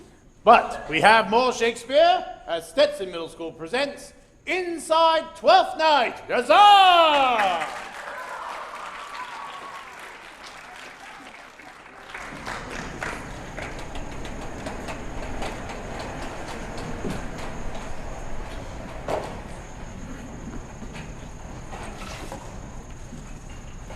If music be the food of love, play on. O spirit of love, how deep and fresh you are, so full of shapes and fantasies that nothing doth compare. Oh, the moment I first saw Olivia. Say, Valentine, methinks I should go on the hunt for love. Quickly, visit the house of Olivia to see if she's open to a courtship with me. But Lady Olivia's? Her house is so big and dark and haunting. Yes, but Ah, love, what a cruel and magnificent beast you are. My heart pounds violently in my chest. My stomach is aflutter with Cupid's gossamer butterflies. Quick, man, speak. Have you any news of Olivia? she would not let me in. Her handmaiden Maria said that she would not show her face again for 7 years. speech of a loss of her brother. Please spare me. I'm only a messenger. I'm much too young to die. Oh, Valentine, don't be such a coward. But how can this be? I must not give up.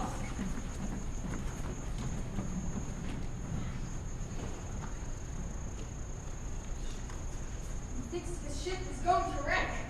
Why is this tempest howling in fury? What have we done to deserve this brutal fate, brother? I do not know, my sister. I do not know. Is the end near?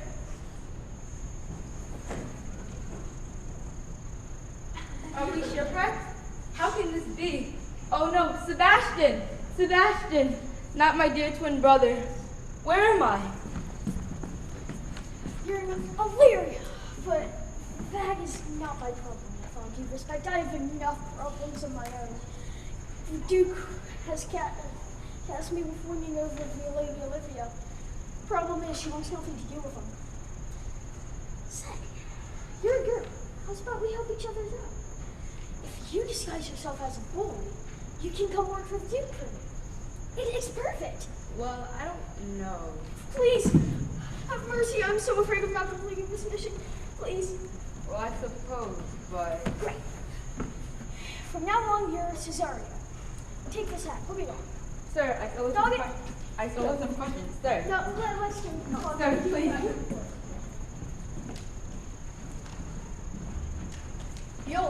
Viola, where art thou? Oh, how could this be? Me, Sebastian, a glorious knight, sent by the queen to explore the unknown, have been floundered on the beach like a common peasant. Oh, the humanity! Why have the fates deserted me? Blasted tempest. Not only that, but my sister Viola is dead. And I can't even give her a proper funeral, for her body is lost, gone forever. Or is it?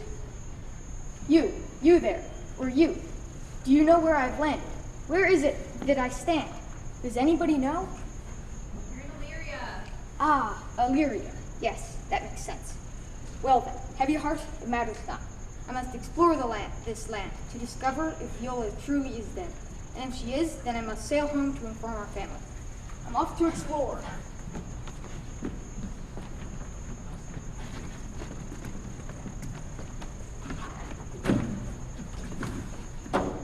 Ha! Good one, Fest. You're so funny. It's funny money on you. Tell me another one. Tell me now. Festy, Sir Toby, what are you bumbling lowlives doing? Foolish as clowns, I say, with the Lady Olivia still breathing something fierce over the death of her brother. Shame's on you. Oh, Olivia, why do you have to spoil our fun? You can be so frustrating. Such a partly loopy. Sir Toby, you've gone so far in your cups that you can't even insult me properly. Heavens. Out. Out, I say. Adios, amigos. Watch it, Festy, or you're next. What, lovely Maria? Oh dear, Lady Olivia, you see, I'm next to tell my joke, isn't that right? Oh, happy day, a joke. I just laughed at it, and everything's so wonderful. Go, I say. What did the king say? I'm not sure. What did he say? Looks like it'll be another rainy day. Get it? Because he's a king and he reigns. Yes, how creative. So creative. So much effort. Although, I'm not sure I'm in the mood of any jokes. My brother, remember? Where's your heart? Now, fancy Maria, let's retire for now, shall we? We must get a new rest. Yes, Lady Olivia. How splendid.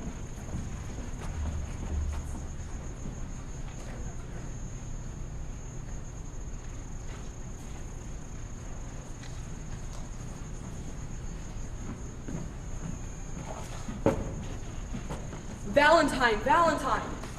Yes, your grace. My heart breaketh in my chest, each second that passes without the fair Lady Olivia at my side. Make haste, man, and invite her to supper. But I think perchance that Lady Olivia is not interested in being any students at present. She's still in mourning over her brother. Ah, grief! Overcome only by love, Valentine. My love! Quick, man! Before another wily rascal attempts to steal her hand. But don't you remember my young love expert, Cesario? Should we not sing Cesario? Cesario? Cesario. Ah, yes. Cesario! What? Yeah? Yes, Lucretino? Sweet Cesario, sweet boy, I commandeth you to don the wings of romance and go, in the name of Aphrodite and Duke Orsino, to the den of Lady Olivia. Stop not, wander not, in pursuit of this most important mission of desire. Valentine, to the kitchens! Yes, Your Grace.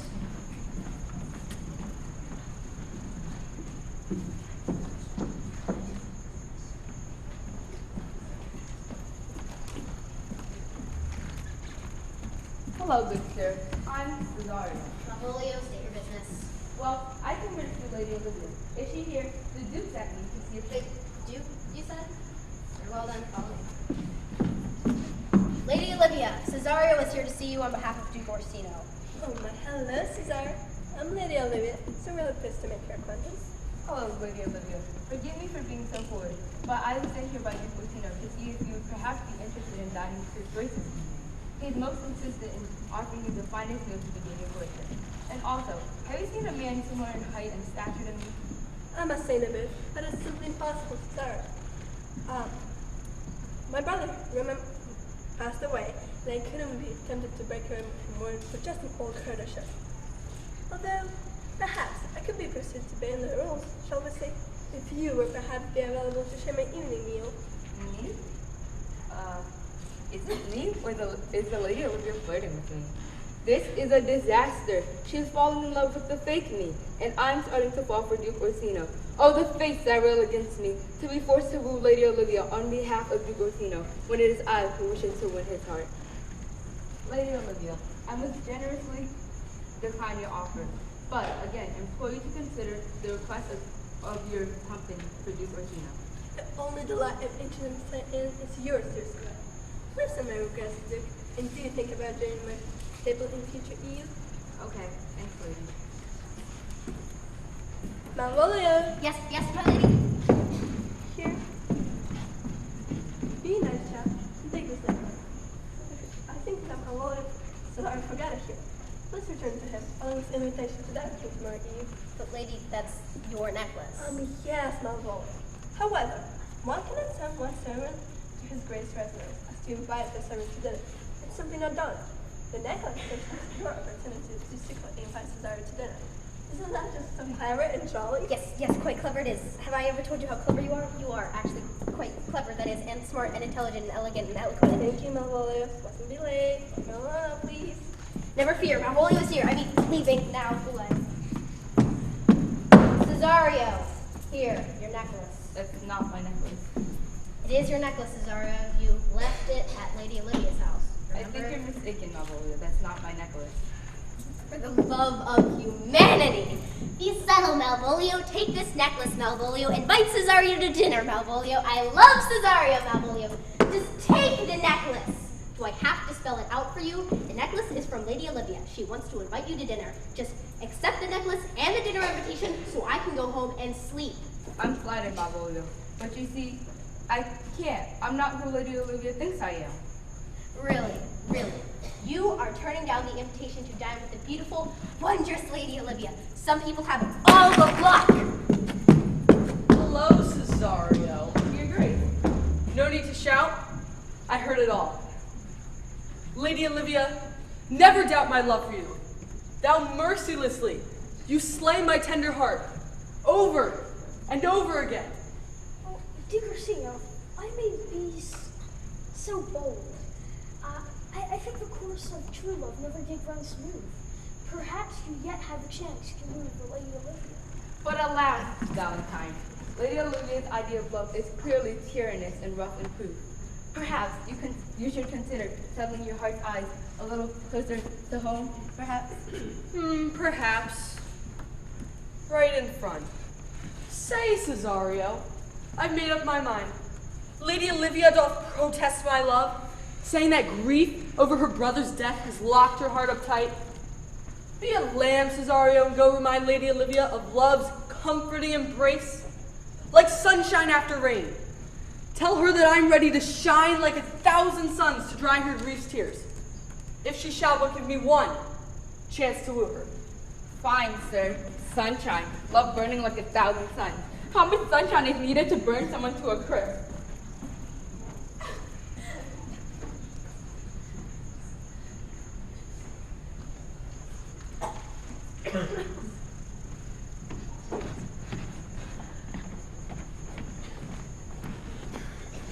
Woo!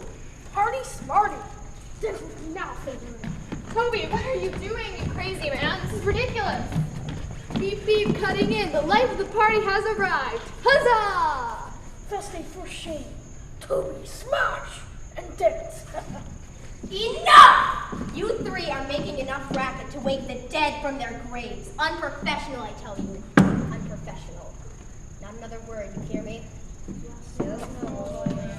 I'm Malvolio. Party pooping is my middle name. I heard that. I'm Malvolio. Keep it down, you hooligans. I need my beauty rest so I can woo Lady Olivia. Wow, I'm Malvolio. Boo-hoo. No one can have fun without me. Yeah, that Malvolio. He's a real crab. Toby, Maria, are you thinking what I'm thinking? You're right. Tomorrow is silver polishing day. No, tomorrow is not. Well, actually, tomorrow is silver polishing day, but that's besides the point. I'm thinking... Revenge! Let's prank Malvolio. He's with me. What say you? We write Malvolio some fake love letters from Lady Olivia. Perfect. If you write them, we think it's from Lady Olivia. Dear Sir Malvolio, greatest knight of my heart. I've been meaning to confess that you were my one true soulmate. After all, love looks not with the eyes, but with the mind. Tell me this, doth thee love me? If so, meet me at the market road this afternoon when the silver polishing is finished. I would love it if you wore yellow stockings. Yours truly, Lady Olivia. Perfect. Let's hide it somewhere where he'll find it. That fool won't know what hit it. Hurry, he's coming. Right here. What's this? To dear Sir Malvolio, yellow socks. Where am I going to find yellow socks?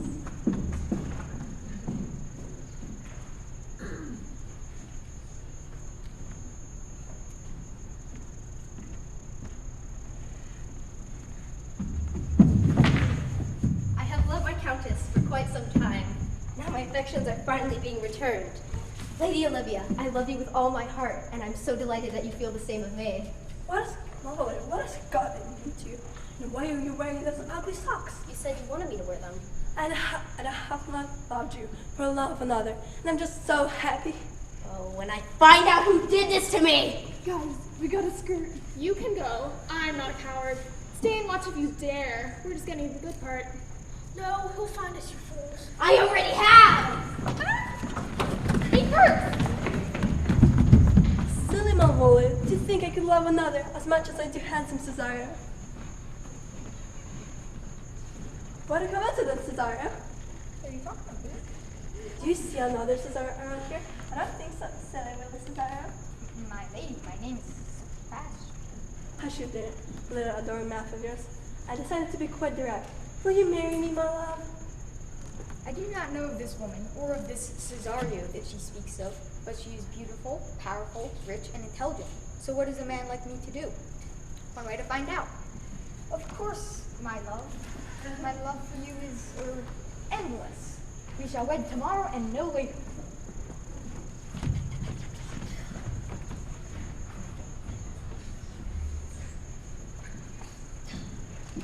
Oh, bemoan the fates!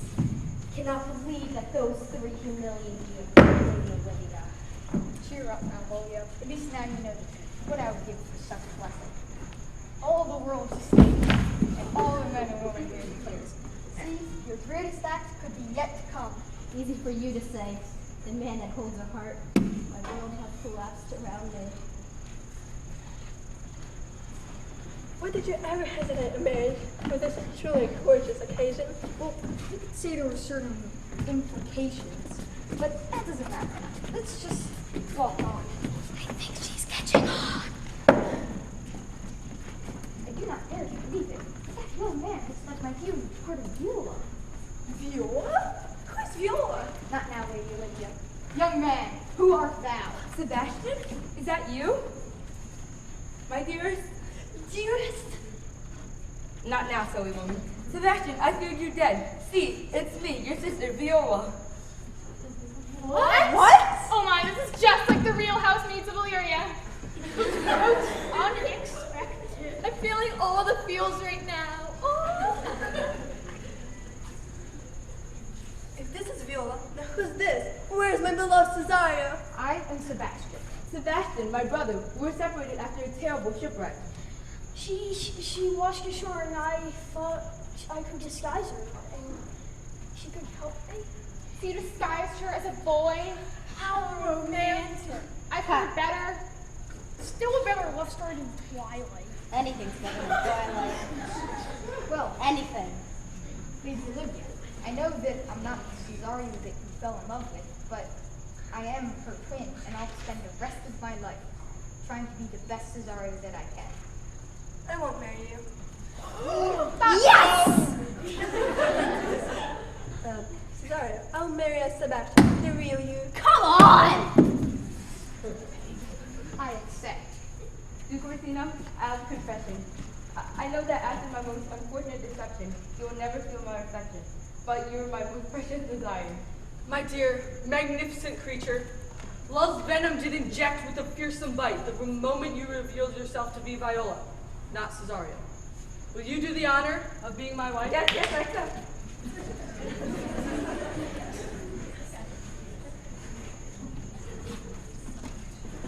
To love! Huzzah! I want to go home.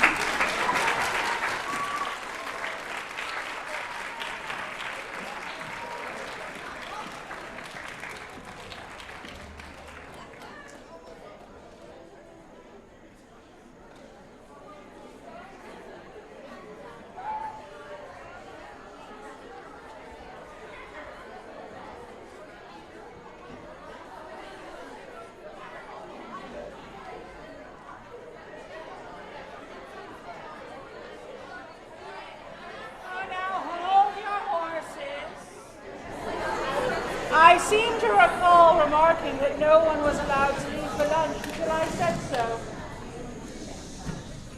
Very well then. It is in fact now time for lunch. I am going to ask our lovely people in charge, particularly where will we be dining for lunch?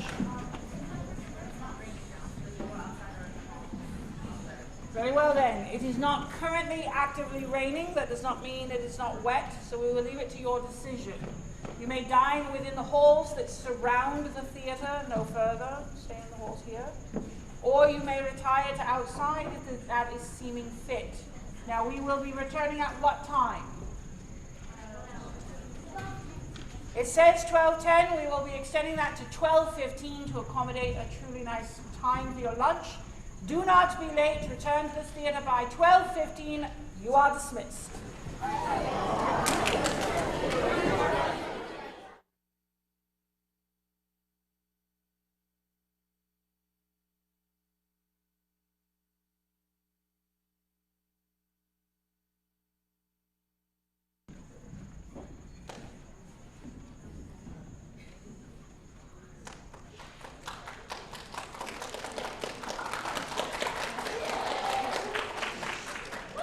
Are we ready for some more Shakespeare?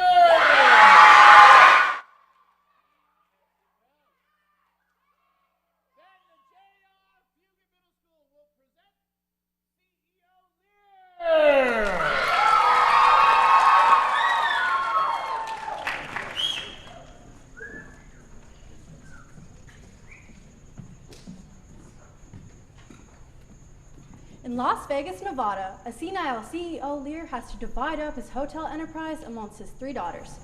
Goneril, Lear's eldest daughter who plans to overthrow her father and become the next head of Lear Casino and Hotels.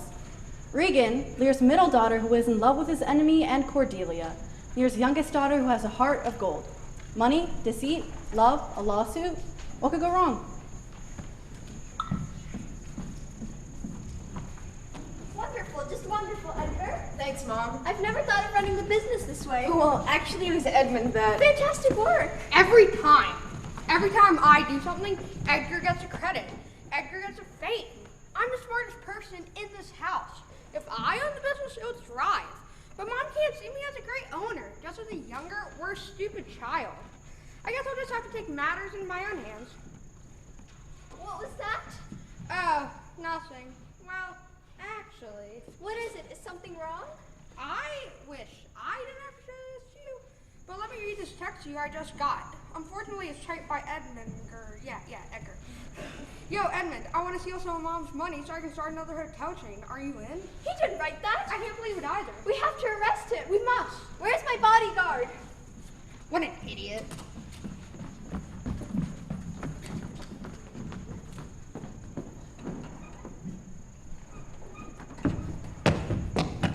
Someone lied!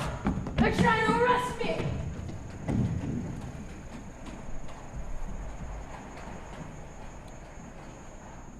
Goneril, Regan, Cordelia, I need to speak to you all. What is it, Father? Are you okay? I'm fine, thanks. As you can see from the text messages I've given you, and right here, I have decided to divide my properties and wealth among the three of you. The size of your share will be determined based on your love for me. Goneril, my dear, you're first. Tell me how much you love me. Dad, my heart bursts with joy for you, more than Siri can, ever say. Simple words cannot, express how much I, simply, adore you. Goneril! You will receive the hotels between these 2 points to own and direct. You will also get this portion of my money. And the new iPhone? Yes, my dear. Regan, you're next. Father, I love you so tremendously, incredibly much, that I am truly almost speechless in this glorious situation. Why, thank you, Regan. You will receive the hotels between these 2 points to own and dictate. They'll belong to you for your whole life, Regan. You will also get the same amount of my money as Goneril does. I'm toast. I can't lie to my dad, and I can't describe my feelings. What can I say? Thank you so very much, Dad. We love you. Oh, my dear Cordelia, I know you're going to impress me. Father, I truly do love you. I love you as much as I should. And when I have a husband, I will love him equally. Do you really mean this? Cordelia, you are banished from the hotels, you brat. You are no longer a part of this family. Lear, that's normal. I don't care what you think, Kent. Would you like to be fired? You know what? You are fired.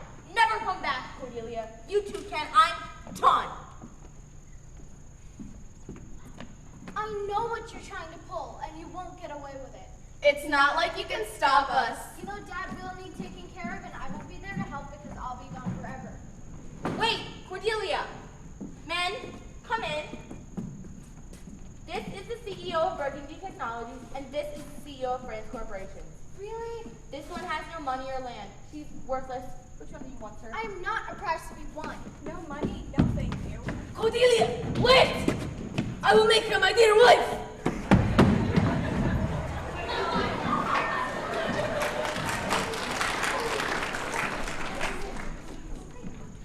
We have to get my dad out of my estates. He's been driving me up a wall. Order all the maids and servants to be extra rude to him. We'll make him leave.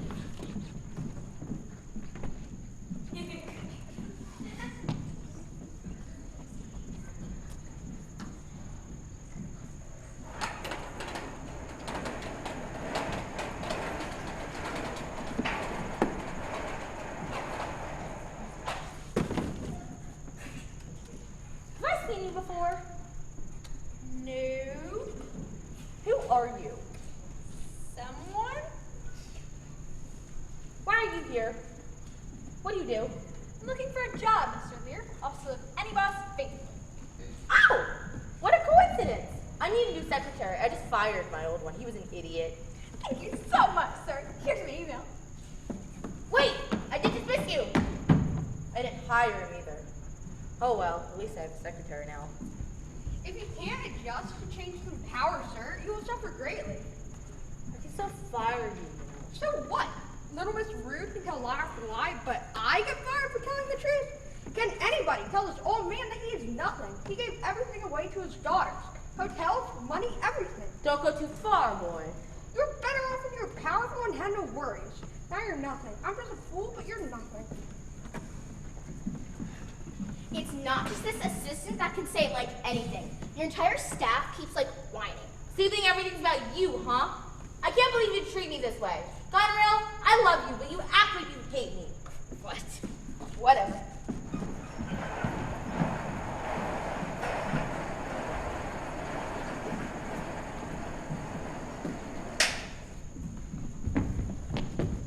Brother, help me! All these people are after me, trying to arrest me. Edgar, you have to hide. Mother and the police are after you. But what did I do? I didn't mean it. Leave, run, hide. I'll cover for you. What happened, son? That filth of a brother cursed me. That brat? I can't believe it either, Mother. But believe me, we will capture and punish him. I can't believe how I could have possibly raised such an incredible child as you are. You're so trustworthy and loyal. And handsome. But that son of mine, Edgar, is rotten to the core.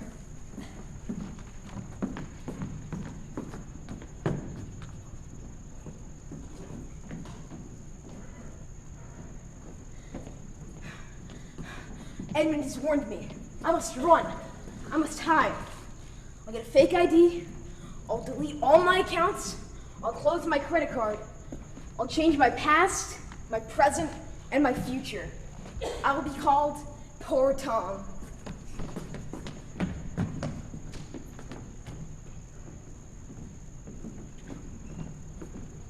Do you know why a snail carries its house on its back? No, I do not. It's because it has a roof over its head wherever it goes. It can't just go giving away his house to his daughters, leaving himself without shelter.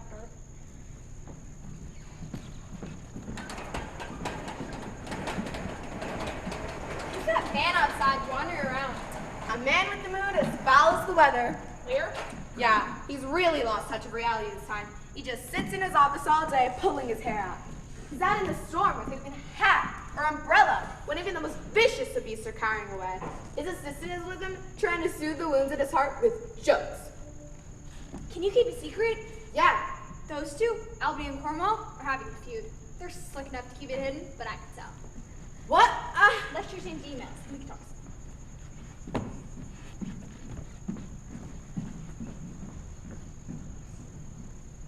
Do you see that small building, Mr. Lear? Mm-hmm. Let's go inside. Hey, sir, could we, stay in your home throughout the night? Who are you? I'm Poor Tom, a shameful idiot. I used to live in fine palaces, serving to my ladies. I dreamt of wealth and power. Without knowing, I already had both. I made bold oaths and broke them shamelessly. I'm the worst person on this earth. Me too. My daughters are my weakness. One betrayed me. She said she didn't love me. My other two? Well, all they want are my hotels and my money, which they already have. I'm a fool. Your daughter doesn't love you, son? She said she loves me as much as a daughter is supposed to love her dad. That's a whole lot of love. More than the love in between the sun and the stars. I guess it wasn't enough love for me. My brother was always overshadowed by me. He never got the love he deserved, even the love he needed. My mother never, ever gave my brother enough love. You're right. I'm an idiot. Why did I banish Cordelia? Why didn't I banish those other two villains I call daughters? Let's talk some more. Lear, what are you doing out here? Come in. You'll be safe from the storm. Georgia! Hello! I think I might be going insane. Have you met my friend Tom? He is very insightful. Eat some food, sleep a little. I feel sorry for you after what your daughters have done to you. I think they may be evil. Drink some water. Did you figure that out yourself? It took me a long, long time. I'm sorry to say I cannot come. I must talk with Tom. He can come too. You can come too!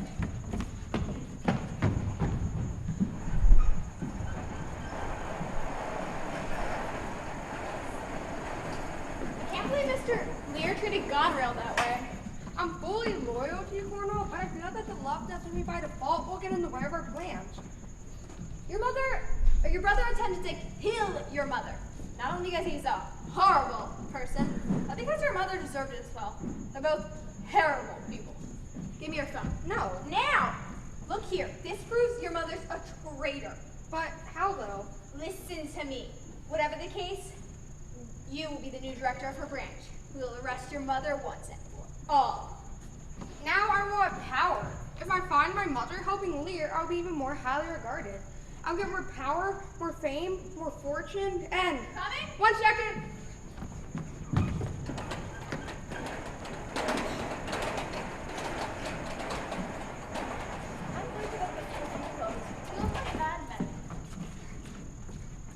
Watch over him.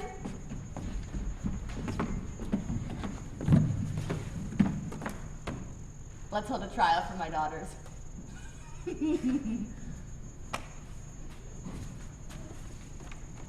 the boss to Philadelphia. I heard plans of killing him. Make sure nobody gets to him. There's also talk of a lawsuit for $1.5 trillion. What would anyone sue us for? We've done nothing. When the wrong people get the right connections, they'll do anything.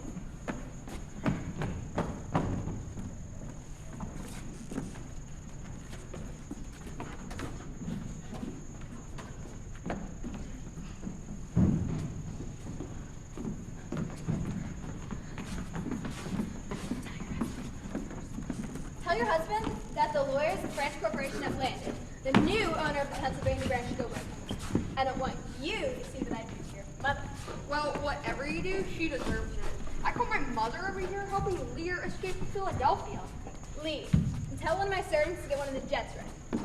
Got it. And now, for you. I could go to jail for your death, but I gotta get my hair out somehow. What's going on? You'll be found out. Well, the police don't know won't hurt them. Besides, you know what's going on. You're helping Lear. Who told you this? Your angel son, Edmund. He was the bad son. I was right all along. Quiet, old woman.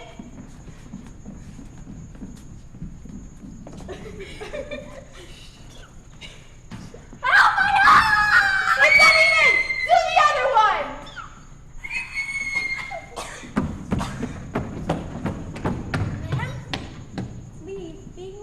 Burden to you. But you can't see! I see as well as I always did. Cruelty can be heard as well as it can be seen. There is so much to look for. There are bad people in this world, but there are still the people who love you. Okay, guard, let us go to Philadelphia. I want to see if I can find my dear friend Lear.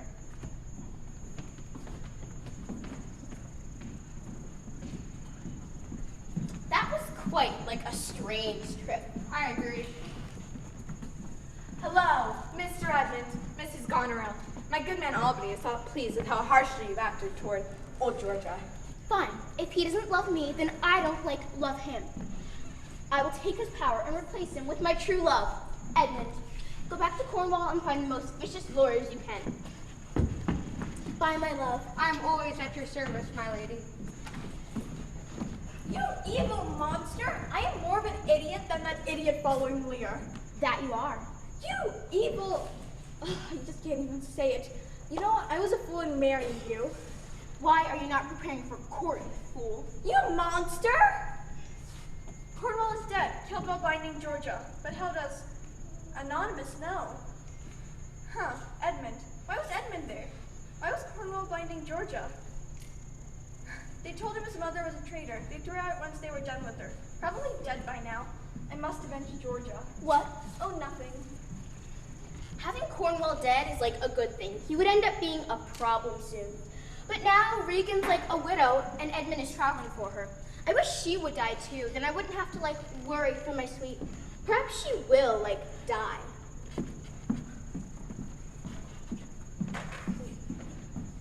Really? I know it's you, Ken. Wait, they're sending lawyers? Oh no!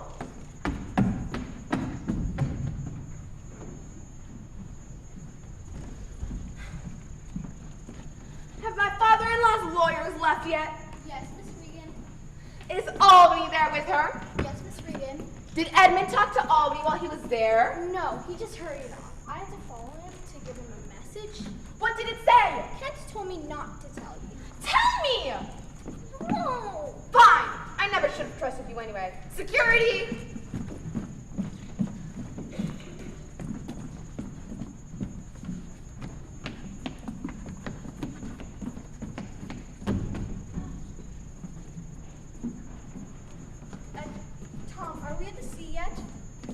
We are at the sea. I see it as clearly as always. Here, take my hand. The cliff's right over here. Sorry, Tom, I just can't live in this world anymore. Mother! Edgar? It's me. Sorry, I had to lie. Disguise myself as poor Tom. It was the only way I could save both of us. Thanks for not letting me kill myself. Let us leave. My pleasure.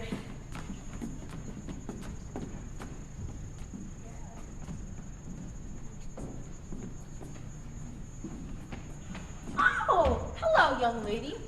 You know, you remind me of someone I used to know. Dad, you're too crazy to remember me.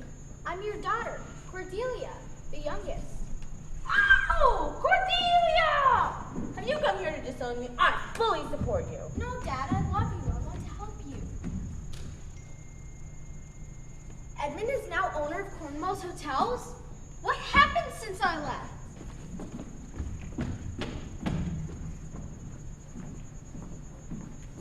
Somebody, go check if Albany has changed its mind and wants to help us out. Yes, sir. Now, a truthful question.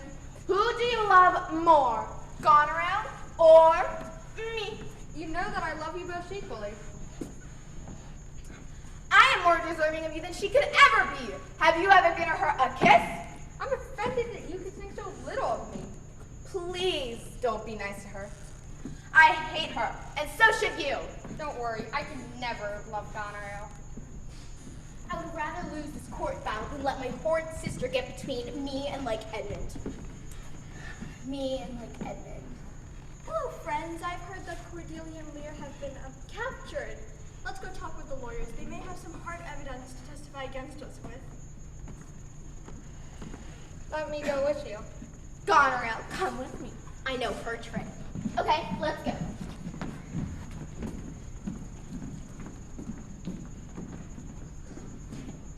Don't scream, don't talk, just listen. Look at this note. Do exactly as it says. If you win, you know exactly where to find me. If you lose, everything and everyone related to this company will also lose. Hurry up, Albany! Which sister is better? Which one should I choose? Goneril's powerful, but I'd be accused of murder and infidelity. I have Reagan's power now, but it isn't as impacting as Goneril's. If I switch now, they think I was a traitor. But I can't focus on this right now. I'll have to focus on this legal battle and, more importantly, winning it.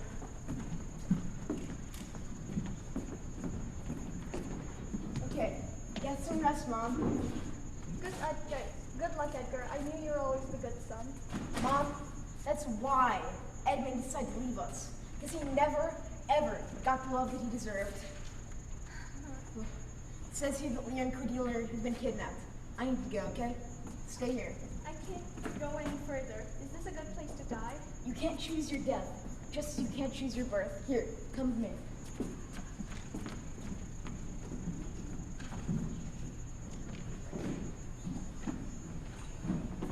Send them to their rooms.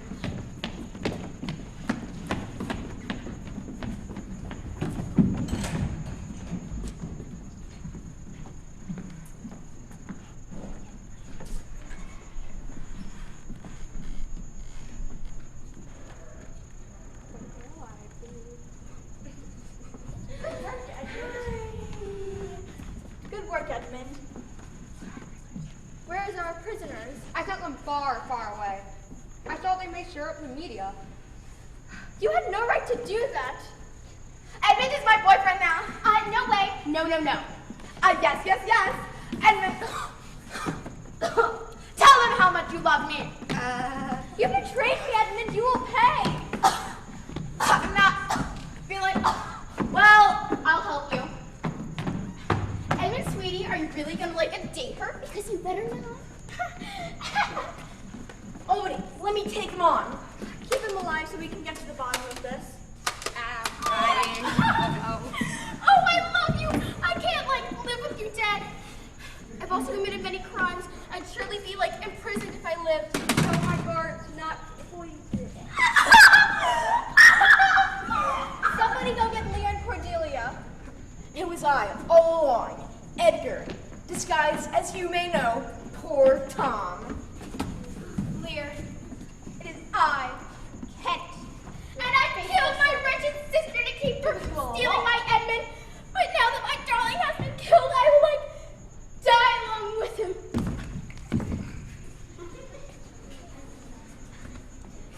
Get her breathe. Somebody do something. CPR. Breathe, girl. I misjudged her. I won't be able to live with myself after you're gone. My God, I have a heart attack. We may as well turn ourselves in. The company will crumble and the news coverage will be incredibly damaging. My world has been turned upside down. Everyone I've ever loved or befriended has died.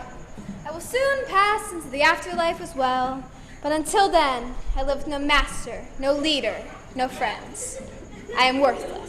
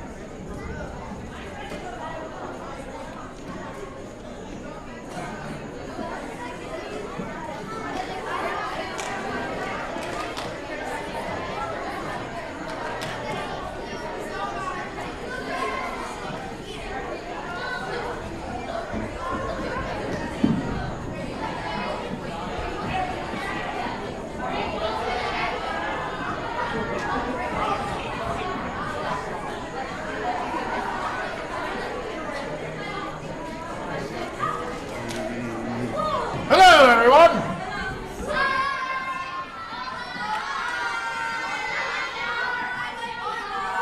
Very good. Now, as you know earlier, I said that I joust. I put on a full suit of armor, and I joust in tournaments all over the country. This is actually one of my jousting helms. Now, this is a Elizabethan jousting helm. It's made to resemble one of the 16th century. It's not an ancient one. It's actually made new, so it actually keeps my head safe. And you can tell it's a jousting helm, and here's a secret that you can see. Whenever you look at a medieval helmet, you notice how this one has air holes on the right side, but if you notice, no air holes on the left side. If you see a helmet with only air holes on one side, you know the helmet was used in tournaments for jousting. Because in jousting, you pass left shoulder to left shoulder, i.e. the left side of your body is against the knight coming towards you. And so you don't want air holes in that side of your helmet because you want it as smooth as possible. The lancer to come up, catch hold of one of the holes, you can actually pull the helmet off your head. And that hurts, having actually experienced it once. Now, this is a close helm, meaning that it fits very close to the head. And it was made to fit my head. It doesn't fit anybody else's head but mine. And it fits very well. There we go. Yeah, part of it there. That way I can see and breathe in between our courses that I run. Now, of course, a knight in shining armor really invokes what we think about when we talk about chivalry. When you hear the word chivalry, you really think knights in full armor and jousting. And it also brings up the term chivalry with a code of honor and ethics that the knights follow. Well, knighthood, of course, is very closely related to horses. You see, a knight wouldn't be a knight without a horse, they say. And it is really true. Actually, the base word of chivalry comes from an old French word, chevalerie, meaning horsemanship. You see, the ability to ride and fight on horseback was something essential to what a knight had to do because initially he was a mounted warrior. He fought on horseback. And almost every term that we have for a knight in all the different languages means horseman. So you're very related. My personal horse is named Frederick. He's a nice big horse. I've jousted on Frederick for a long time. We've won many tournaments together, Fred and I. And I wouldn't be the knight without him. But it's that ability to be able to ride a horse that makes a knight a knight. You see, we have this idea that people who lived in the medieval times, in the Renaissance, everyone knew how to jump on a horse because that was the only way to get around, which in fact isn't true. Most people never rode a horse in their life. If you lived in a town, you would never ride a horse. If you were a common person, you may never, except maybe jump on one's back while it's being led, but you wouldn't actually ride the horse. That takes time and training. Does anybody here ride horses? Yeah, a few of you practice horse riding. It takes a long time to learn, doesn't it? To learn how to steer the horse, make it go at different gaits. Most people would never ever ride a horse, but knights had to, because they had to be able to fight on horseback, wear a suit of armor. Now, knights started training as a course of page. You know, someone who worked with a knight, or what was called a valet at the time. And these were young gentlemen who would start off working with a knight. Now, ladies, I know I'm going to talk almost specifically about boys and men learning to be knights. And the fact of the matter is that women, though they did fight in battles, weren't considered knights. Except for one. I've done 30 years of research on the topic of knights and jousting and chivalry. And though I can find about 23 examples of women leading armies, fighting in battles, defending cities, that I only have one woman that I can point to in history that I can say she jousted in a tournament and was a knight. Just one. It was a young lady they referred to as the Belle Amazon, the beautiful Amazon. And she jousted in front of Henry II. You see, and she was a woman. She was actually wasn't even a noblewoman. She was, her father owned a rope-making business. He made ropes for ships. And she was his daughter. So she had the means to be able to afford horse riding lessons and being taught privately. You see, boys, if they were noble, would go off to a house and they'd actually go to a school and learn all their arithmetic and grammar. Women, though, were often taught just in the homes. Now, this woman had tutors, and she learned how to ride, she learned how to write, and she learned how to read, and she was rambunctious. One chronicler puts it, she was always running around getting into trouble. I think a lot of you can relate to that, ladies. Running around getting into trouble. And so she, though was never knighted, she was never a knight, she did joust. Because in this time, this was in the late 15th century, so the late 1400s, the merchant class were able to make enough money that some of them could afford suits of armor and practice jousting, and they formed these societies of jousting societies. And this young lady, Louise Bay is what she was called, the Belle Amazon, her name was Bay. She actually jousted in front of the king. There was a tournament, and they knew it wasn't one of those ideas where, oh, she disguised herself. No, the city actually was quite proud that this young lady could joust, and then it was a big deal, and they wrote about it. That's why we know about it, because it was a big deal, because it was exceptional. But she jousted, and from what I understand in the accounts, jousted fairly well against men in front of the king. Because I'm always asked by the girls, they say, well, why can't girls be knights? Nowadays, women can be knights. I have a company of knights who joust for me. Dame Catherine is a jousting knight. She has jousted in her time. And I train women to joust now. Historically, though, I can point to only one, but that one is a fun example. La Belle Amazon. You go out and be Amazons yourself. But for the gentlemen, of course, they would start as a boy, as a page or valet, as a helper to the knight. And in that, they would learn how to do things that boys should learn. How to eat at a dining room table. How to carve meat. How not to pee inside. Those sorts of things that you shouldn't do. There you are. These are things that were taught to the young boys. Then as they got older, they learned how to ride and how to fight with swords and such like this. Now this sword's a little differently than the one I showed you earlier. This is a long sword, or a hand and a half sword. And it is used for cutting with two hands, and you can cut it with one hand. Swinging this wildly. Well, of course I'm swinging it wildly about. I thought this was about precision, targeting, practice, not willy-nilly. Well, the precision it is, but willy-nilly's fun. Practice, that's kind of boring. I like being willy-nilly sometimes. Practice is how you excel at being very good at your art. See, she likes willy-nilly too. You're yeah, there you are.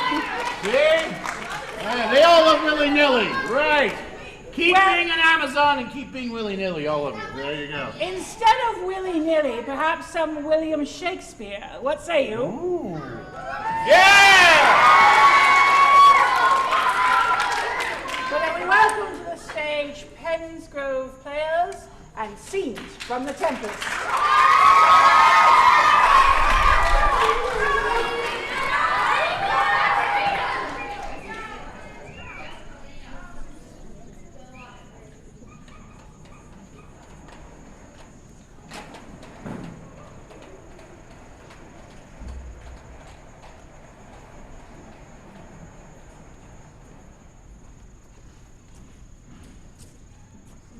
go. Tomorrow. Today. Somewhere. Nowhere. Everywhere. Prospero, a duke. A wizard. A man. Miranda, a princess. A daughter. A child. Cast adrift. Are lost. Are found. There's an island. No humans, just spirits of the air. Monsters of the earth. Hope. Despair. 12 years pass. The wizard. The child. The island. The freedom of the air. The enslavement of the earth. Now suddenly, a storm. A fury. A tempest. A ship tossed. Crashing waves. Roaring winds. Danger. Terror.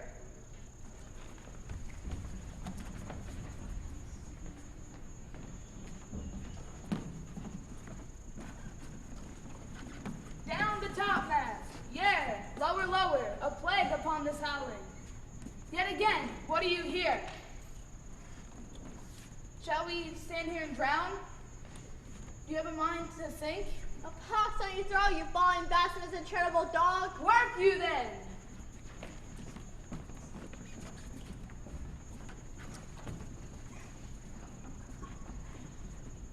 If by your art, my dearest father, you put the wild waters in this roar, allay them. Be collected. Tell your piteous heart no harm's done. Oh, woe the day! No harm! I've done nothing but care for thee, my daughter. Now lend thy hand and pluck my magic garment from me.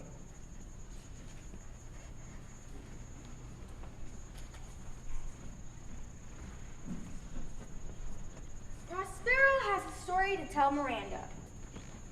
The story of how they came to this island. He was once the Duke of Milan. But instead of governing, he shut himself away, with his books and his magic. His brother, Antonio, seeing this and thinking he should be duke, plotted against him. With the help of Alonso, King of Naples, and his brother, Sebastian, Antonio stole the crown. Then the cruel Antonio and sent Prospero, his own brother, and little Miranda off to sea in a leaky boat. A boat so leaky, even the rats deserted it. They would surely have died at sea, except that Prospero's friend, the good old Gonzalo, had secretly stocked it with food, clothing, and magic books! They came to a mysterious island inhabited only by airy spirits. Ariel! And Caliban the monster, who is now Prospero's slave. Miranda will soon meet Ferdinand, Alonso's son. And now I pray you, sir, your reason for raising this sea storm? By accident most strange, hath my enemies brought to this shore. Here, cease more questions. 'Tis inclined to sleep. 'Tis a good dullness, and give it away. Approach, my Ariel. Come.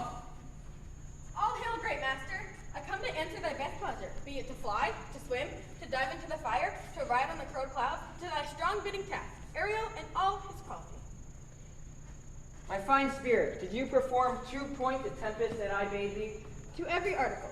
The fire and cracks of the sulphurous roaring, the most mighty Neptune, seems to besiege and make his bold race tremble. Yea, the dread trident shake. My brave spirit! The king's son, Ferdinand, was the first man that left cried, all the devils are here. Now that's my spirit. But are they, Ariel, safe? Not a hair perished.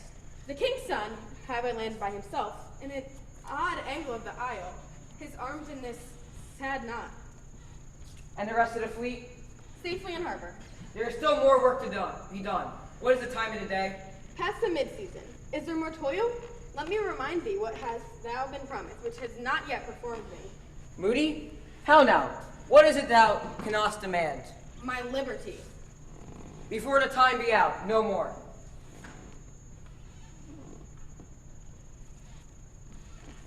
I have done thee worthy service, have told thee no lies, made no mistakes, served without grudge and grumblings. Dost thou forget from what torment I did free thee? No. Dost thou liest, magnate thing, dost thou forget the Frau Witch Gyrox? No, sir. Thou, my slave, wast her servant, imprisoned thou dismally, painfully, remained a dozen years. Then was this island, save for her son, not honored with human shape. Yes, Caliban, her son. Dolphin, I say so, he that Caliban, whom now I keep in service. After 2 days I will discharge thee. That's my noble master. What shall I do? Say what? What shall I do? Make thyself like a nymph of the sea. Be invisible. Go, take this shape. Go. Awake, dear heart. Awake. Thou hast slept well. Awake.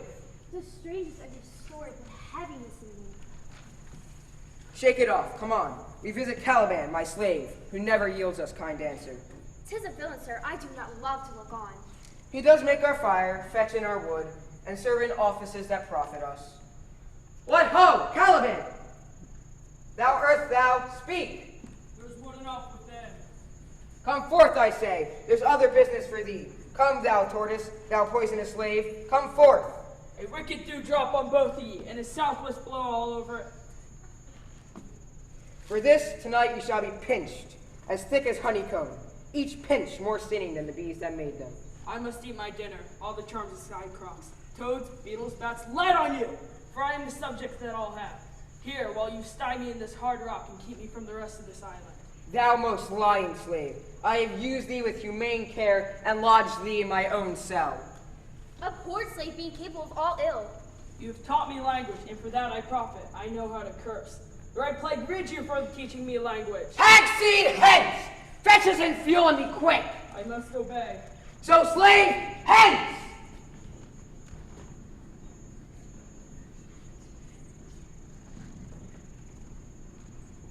Come into these yellow sands, and then to your cans. Foot it featly here and there. Sweet sprites, the bird and bear. Hark, hark. Bow wow, the watchdog bark. Hark, hark. Where should this music be? In the earth to the earth. This how I followed it, or John me rather, but 'tis gone.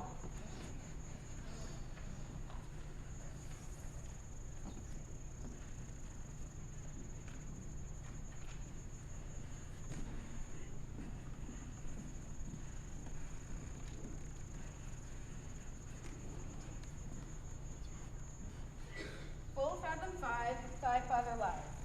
Foot it featly here and there. Of his bones are cool made. Those are pearls that were his eyes. Nothing of him that doth fade, but doth suffer a sea change into something rich and strange. Sea nymphs hourly ring his knell. Ding dong, hark, now I hear them. Ding dong bell. I hear it now above me. Say, what dost thou seest yonder? What is it? A brave spirit? No, wench, it eats and sleeps, and hath such senses as we have. He hath lost his fellows, and strays about to find them. I might call him a thing divine, for nothing I saw ever so noble. Spirit, fine spirit, I will free thee within 2 days for this. My prime request, which I last pronounced, is, oh, you wonder if you will be made or no. No wonder, sir, but certainly me. At first sight they have changed eyes, delicate Ariel. I will set thee free for this. A word, good sir. I fear you have done some wrong. A word. Why speaks my father so ungently? Pity move my father to be behind my way. If your affection's not come forth, I'll make you the Queen of Naples. Stop, sir. One word more. There are in either's powers, but too late winning. Make the prize light. One word more. Thou hast put thyself upon this island as a spy to win it from me. No, as I am a man. Follow me, come. No! Oh, dear father, he's gentle and not fearful. Silence! One more word shall make me chide thee, if not hate thee. Hush, foolish wench. Come on, obey. Be of comfort, my father's of better nature, sir, than he appears by speech. Thou shalt be as free as the mountain winds, but then exactly do all points of my commands. To the syllable. Come follow. Speak not for him.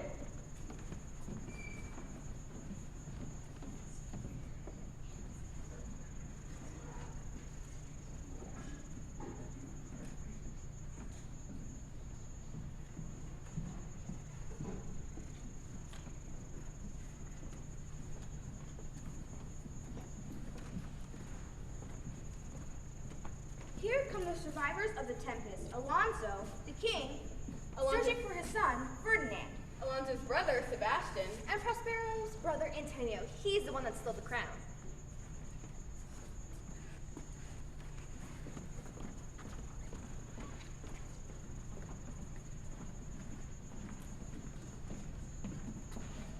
How lush and lusty the grass is, how green! The ground is indeed tawny. But the rarity of it is, almost beyond credit, that our garments, being as they were drenched in salt water, retain their freshness and gloss. Almost being you died, then stained with salt water. If one of his pockets could speak, would it not say he lies? Methinks our garments are as fresh as the first day I put them on. Is not my sir doubtless the first day I wore it? You cram these words into my ears against the stomach of my sense. My son is lost.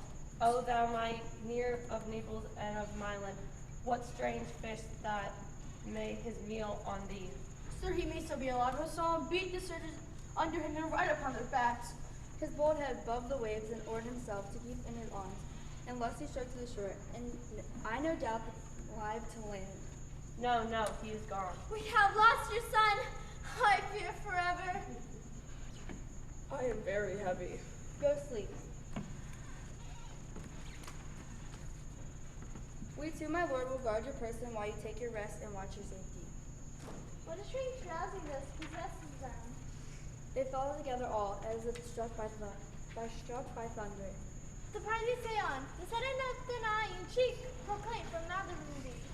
So although this lord of weak remembrance hath were persuaded, the king his sons, 'tis the impossible, and undrowned he sleeps or swims. I have no hope that he's undrowned. Oh, out of no hope, what great hope you have. Tell me who's the next heir of Naples. Oh, of what hope you have, mighty Jew. What a sleep for advancement, do you understand me? Methinks I do. I do remember you supplant your brother Prospero. Hey, sir, here lies your brother, no better than the earth he lies upon, whom this obedient steel can lay to bed forever. As those cost million, I'll call my Naples. Draw thy sword and demand it from thee. Draw together, and where I rear my hand, do you like to fall into the arms of Gonzalo? Oh, but one word! Then let us both be sudden. Shake off slumber and be aware. Awake, awake. Now, good angels, preserve the king. Why, how now, awake? What are you drawn? Wherefore this ghastly looking? What's the matter? While we stood here securing your repose, even now we heard a bellowing of bulls around their lions. Have I not awake you? It struck my ear most terribly.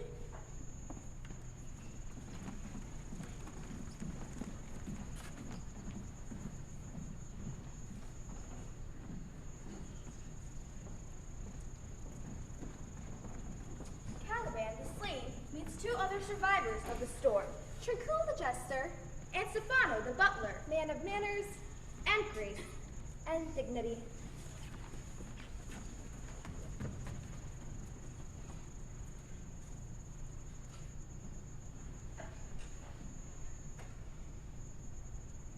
The sun sucks up all the bogs, bends, and flats on Prospero's fault. They can inch me a disease. Lo now, lo, here comes the spirits. If I fall flat, perchance they will not mind me. What have we here? A man or a fish? Dead or alive? A fish, he smells like a fish. A very rotten fish-like smell. A strange fish, legged like a man and fins like arms. This isn't a fish, but an islander that hath lately suffered by a thunderbolt. Alas, the storm has come again. My best way is to creep under his gabardine. There is no other shelter here now, and misery acquaints man with strange bedfellows. I will here shroud till the dreadful storm be past. I shall no more. To see. I shall die here, sure. Do not torment me. Oh, What's the matter? Have we devils here? spirits torment me. Oh, This is some monster of the eye, with 4 legs, who hath got, as I take it, an arm. Where the devil should he learn our language? If I can recover him and keep him tame, and get to Naples with him, he is a present for any emperor. do not torment me. Prithee, I'll bring my wood home faster. I should know that voice, but he is drowned, and these are devils. Oh, defend me! 4 legs and 2 voices, a most delicate monster. His forward voice is to speak well of his friend, and his backward voice is to utter speeches and distract. Come, I will give some in thy mouth. Stefano! Doth other call me? Mercy, mercy! This is a devil, no monster. I will leave him.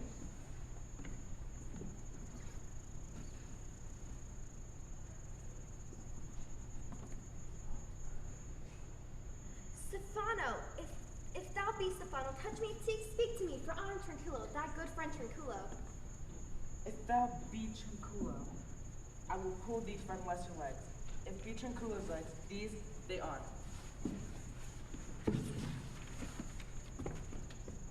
Thou art Tranquillo indeed. How comest thou siege from this moon cloud? I took him to be killed with a thunderstroke. But thou not outdrown Stefano? Is the storm overblown? I hid under the dead moon Gabardine for fear of the storm. And art thou living, Stefano? Prithee, do not turn me about. My stomach is not constant. These be fine things, and if they not be spirits, I will kneel to thee. How did thou escape? How thou comest hither? So much short man like a duck, I can swim like a duck, I'll be sworn. Thou canst swim like a duck. Thou art made like a goose. How now, Mooncloud? How does thine aug? Hast thou not dropped me from heaven? Out of the moon? I do assure thee, I was the man on the moon when time was. I have seen thee in her, and I do adore thee. This is a very shallow monster. I've heard of him. A very weak monster, the man in the moon. The most credulous monster. I will show thee every fertile inch of this island, and I will kiss thy foot. I will swear myself thy subject. Come on then, down and swear. I shall laugh myself at death at this puppy-headed monster, a most scurvy monster. I am subject to a tyrant, a sorcerer that by his cunning hath cheated me of this island.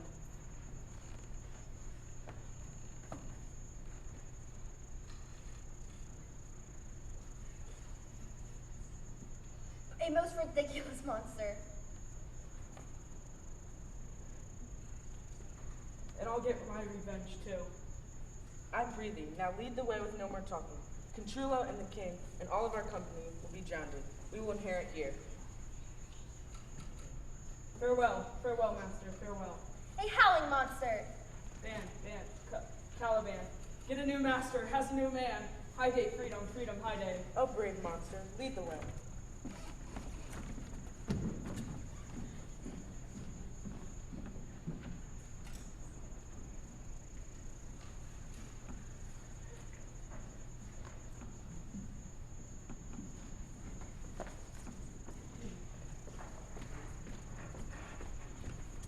Prospero is trying to make life very hard for Ferdinand. To test his love for Miranda. He has to carry these very heavy logs.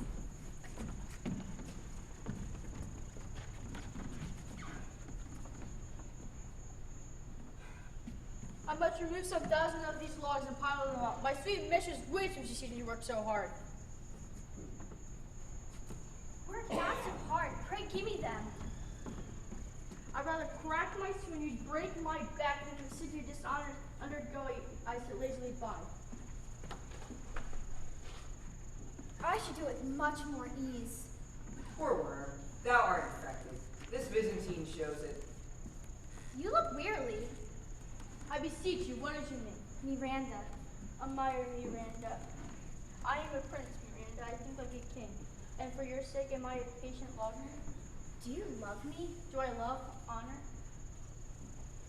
Do I, beyond all limits, do I love, prize, honor you? I am full with weep, but I'm glad of. Fair encounters are the two most rare affections. Wherefore you weep, you? At mine unworthiness, I am your wife if you will marry me. My mistress, dearest, here is my hand. And now farewell, 'tis half an hour hence. 1,000 thousands.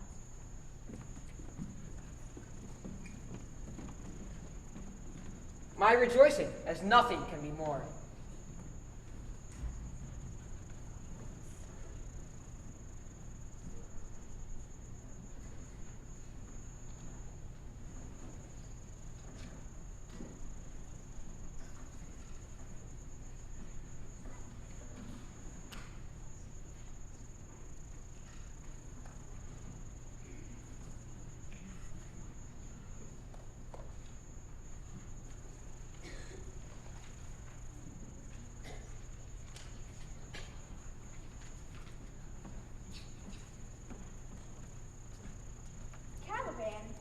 And his friends have set off to get rid of Prospero. All's well that ends well. Then suddenly he remembers that Caliban is coming to kill him. Do something! Do something! Distract them from their evil deed.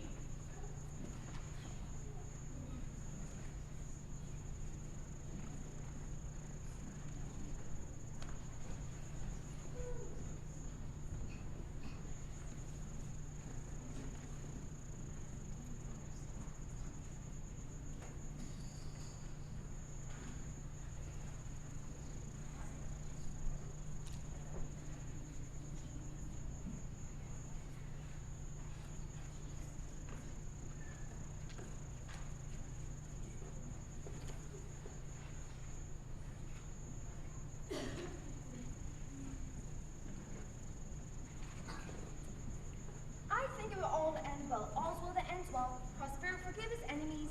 He will give away his magic powers. He will release captives from slavery. He will free Ariel, and he will return them along with Miranda and Brayden. He will return to a brave new world.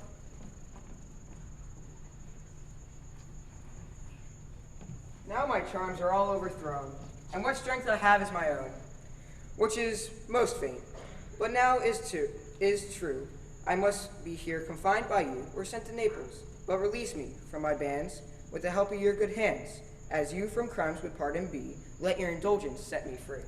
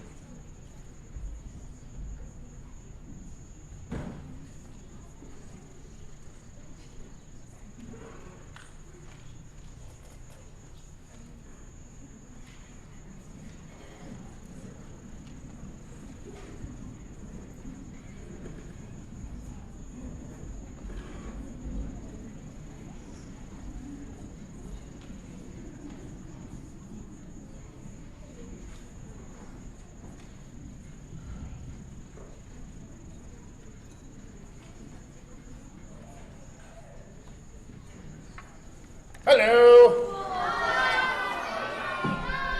Hi. Hello.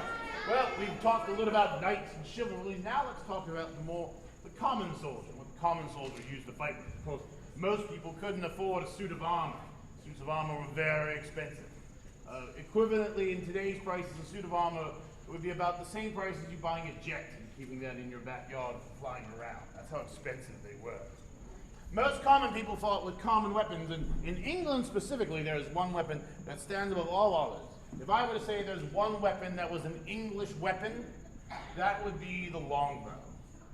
Like this longbow right here. Now this is a yew bow, meaning it's made from a yew tree. If you look very closely, you can actually see that the bow is divided up. There are two different colors. There's a lighter wood on the top here, and then the dark wood along the belly of the bow. When these are cut down the center, so you make sure you get that heartwood in the center. You see, the lighter wood, the sapwood, is very springy, so that ends spring into the arms. But that dark belly, that heartwood there, that adds strength to the bow, so it can shoot a far distance. Now, this is a relatively light longbow. This longbow pulls at about 80 pounds. Most war bows pull it at about 140 pounds. So that's a very heavy bow. And we know this because during Henry VIII's reign, one of his warships sank off the coast of England. And in modern times, we've excavated this wreck of this warship, and we found cases and cases of longbows on the ship when it sank. And those longbows have a center where you grip the bow as thick as most people's wrists. So that's how thick these bows were in the center, and from that we judged how powerful the bow would be. Now, archery in England was something that was a law. Henry VIII passed a law stating that you were not allowed to play any games other than shoot the bow. Most people on Sundays didn't work. No, they went to church in the morning and spent the day playing games, picnicking, not working. It was considered a day off. Well, they only did the one day a week that most people got when they were working, having to be farmers or laborers, the common people. Well, before they played lots of games, football or soccer, tag, anything like that. But Henry VIII said, no, we need to get good with the bow. This is our national weapon. And so he made it a law that if you played any game till about 60 years old, it would have to be shooting the longbow. And that's what, of course, people did. So think about that. Think about from the time you were 10 years old, you would start shooting the longbow every Sunday. Every day. You'd hunt with it. You'd play games with it. There's a game called Rovers. It's still played in England by some people. which meaning that you take your longbow, and about 300 yards that way, there's a big stone marker. You pull back, and you shoot. And then you walk 300 yards to where that marker is, you find how close you got your arrow to it, and then there's another one. You shoot there, and you kind of rove your way along the landscape. It's actually a nice way to spend an afternoon. But you would shoot and shoot and shoot and shoot. And of course, everyone's heard of Robin Hood, correct? Yes, he was a well-known hero during the Elizabethan time. He shot the longbow. And during the 100 Years' War that happened about 100 years before the Elizabethan times, the yeoman archer, the farmer archer, was a hero of all the stories because he was the common man. Even Shakespeare talks about the yeoman and the common soldier in Henry V. When the king goes out and he talks to all the common soldiers and how noble they are and how English they are. It was in those sorts of things that you saw the common person with the bow was really the hero. Now, of course, shooting these longbows and such like that, you wouldn't be out there just a longbow. Most common men, when they were conscripted and went to battle, they would have a simple steel pot or helmet on their heads, you know, and they'd go off and fight with a good trusty sword, and they'd march all over fighting, of course, because you had to be ready. Remember, England at this time had no standing army. There was no army that you could call on. In times of trouble, you called on the common people, and the common people, well, they would take up arms, they'd fight for the Queen. When the Armada came in 1588, all the commoners rose up to defend England, their island nation, from the Armada. Hundreds and hundreds of Spanish ships ready to invade the fleet invading. And it was the common person with just the U-bow, the weapon of England, as it were, which saved England. That was the common people's dream.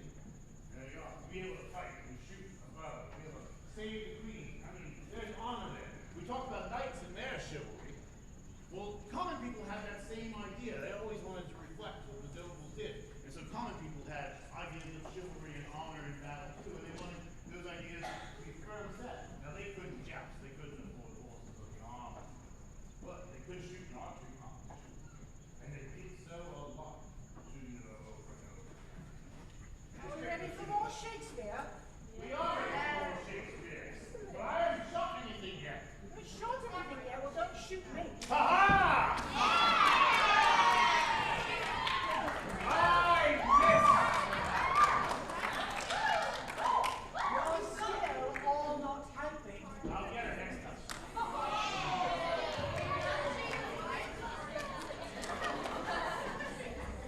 We welcome to the stage Fred S. Engel Middle School and the play that shall not be said.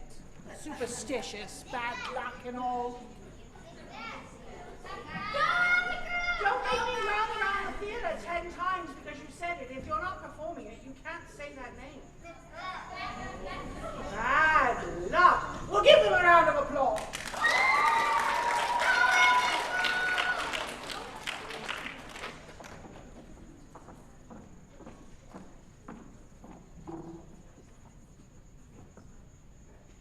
When shall we three meet again? In thunder, lightning, or in rain? When the hurly-burly's done, when the battle's lost and won. That will be ere the set of sun. Where the place? Upon the heath. Dance me with Macbeth. Fair is foul and foul is fair. Hover through the fog and filthy air. Ha ha ha!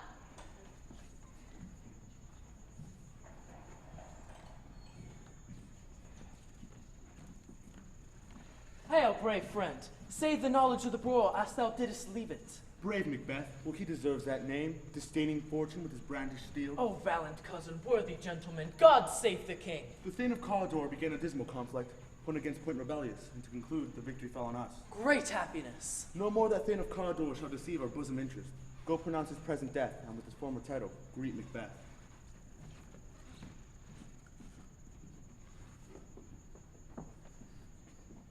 Where hast thou been, sister? Killing swine. Look what I have. Show me, show me. Here I am a pilot's thumb, wrecked as homeward he did come. Ha ha ha! A drum, Macbeth doth come. So foul and fair a day I have not seen. How far is called to forest? What are these so withered and wild in their attire that look not like the inhabitants of the earth and yet are armed? Speak, if you can. What are you? All hail Macbeth, hail to thee, Thane of Glamis. All hail Macbeth, hail to thee, Thane of Cawdor. Caldor. All hail Macbeth. Thou shalt be king hereafter. If you can look into the seeds of time and tell me which grain will grow and which will not, speak then to me, who neither beg nor fear your favors nor your hate. Hail, hail, hail. Lesser than Macbeth and greater. Not so happy, yet much happier. Thou shalt get kings, though thou be none. So all hail Macbeth and Banquo. Banquo and Macbeth, all hail. Stay, you imperfect speakers. Tell me more. Whither? Are they vanished? Into the air. Were such things here as we do speak about, or have we eaten on the insane root that takes the reason prisoner? Your children shall be kings. You shall be king. And Thane of Cawdor, too. Wa'n't it not so? To the self-same tunes and words, who's here? Malcolm hath happily received Macbeth the news of thy success, and for an earnest of a greater honor, he bade me for him, to call thee Thane of Cawdor. What, can the devil speak true? The Thane of Cawdor lives. Why do you dress me in borrowed robes? For the Thane lives yet, but they have overthrown him. Glamis and Thane of Cawdor. Do you not hope your children shall be kings, when those that gave the Thane of Cawdor to me promise no less to them? 'Tis strange, and oftentimes, to win us to our harm, the instruments of darkness tell us truths. Win us with honest trifles, to betrays in deepest consequence. If chance will have me king, why chance may crown me.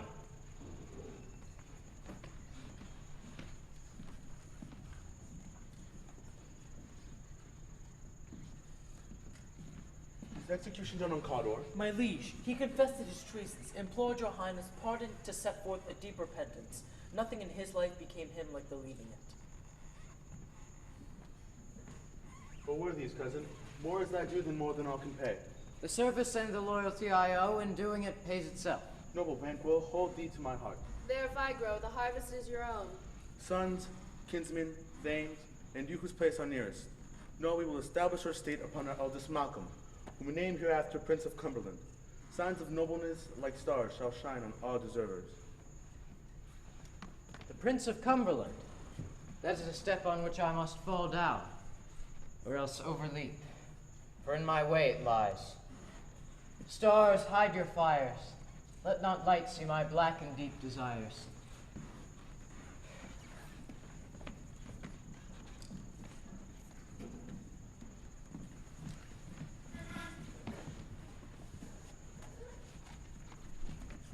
When I burned to question further, they vanished. Then came missives from the king who all hailed me, Thane of Cawdor, by which title before these rude sisters saluted me, along with Hail King that shalt be. This have I thought good to deliver thee, my dearest partner, that thou mightest not be ignorant of what greatness is promised. What is your tidings? The king comes here tonight. Thou art mad to say it? So please you, it is true. Our Thane is coming. One of my fellows had the speed of him, and was dead for breath, had scarcely more that would make up his message. Give him tending, he brings great news.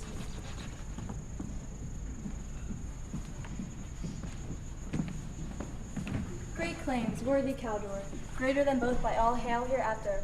Thy letters have transported me beyond this ignorant present, and I feel now the future in the instant. My dearest love, Duncan comes here tonight. And one goes hence? Tomorrow, as he purposes. Oh, never shall son that mar receive. Leave all the rest to me. 'Cause I got issues, you got them too. So give them all to me, and I'll give mine to you.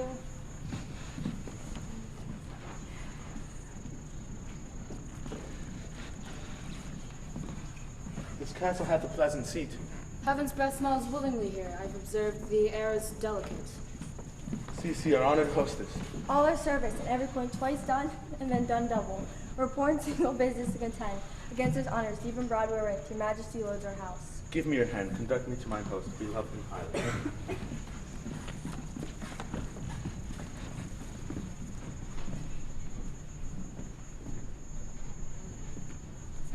If we should fail? We fail, but screw your courage to this sticking place and will not fail. When Duncan is asleep, his two chamberlains will I with wine so convince. When we have marked with blood those sleepy two of his own chamber, and used their very daggers, that they have done it? Who dares receive a other, as we shall make our griefs and claim our war upon his death.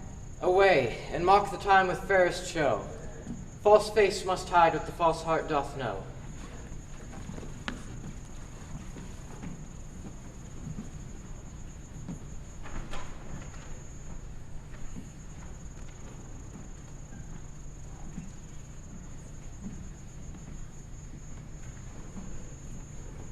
Spain. I have done the deed. Didst thou not hear a noise? I heard the owls scream and the crickets cry. These deeds must not be thought after these ways so. It will make us mad. Go get some water and wash this filthy witness from your hands. Why did you bring these daggers from the place? They must lie there. Go carry them and smear the sleepy grooms with blood. I'll go no more. I'm afraid to think what I have done. Look on it again, I dare not. Infirm of purpose. Give me the daggers. The sleeping and the dead are but as pictures. Whence is that knocking? How is it with me when every noise appalls me? My hands are of your color, but I shame to wear a heart so white.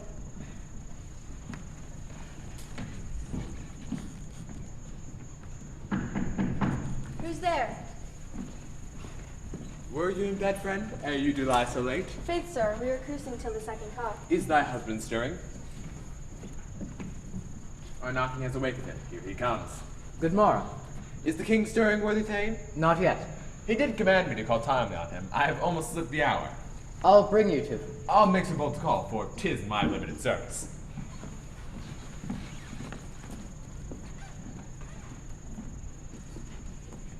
Oh, horror, horror, horror! Tongue nor heart cannot name nor conceive thee! What's the matter? Most sacrilegious murder! What is it you say? Mean you, His Majesty? Approach the chamber and destroy your sight. See and speak yourselves. Awake! Awake! Ring the alarm bell! Murder and treason! What's the business? That such a hideous trumpet caused the parley? The sleepers of the house? Speak! Speak! Oh, gentle lady, 'tis not for you to hear what I have to say. The repetitions in a woman's ear would murder as it fell. Oh, Banquo, Banquo, before the master's murdered. Whoa, at last. What, in our house? Thou hast it now, King, Cawdor, Glamis, all as the weird woman promised, and I fear.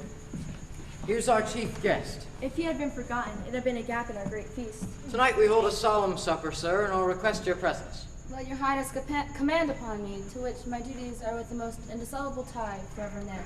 Ride you this afternoon? Aye, my good lord. Is it far you ride? As far, my lord, as will fill the time twixt this and supper. Fail not our feast. My lord, I will not. We hear our bloody cousins are bestowed in England and in Ireland, not confessing their cruel parricide, but filling their hearers with strange invention of that tomorrow. Ghost fleens with you? Aye, my good lord. I wish your horses swift and sure of foot.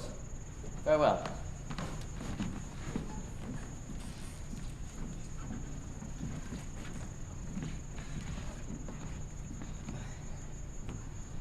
Welcome, murderer. Have you considered my speeches? No Banquo was your enemy. True, my lord. It is concluded.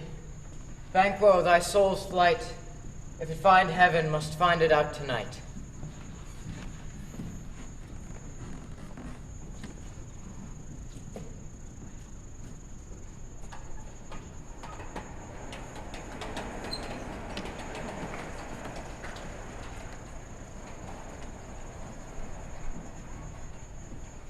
Dig till my show tells a secret. Swear to the earth that I will keep it. Brush off the dirt and let my change of heart hurt.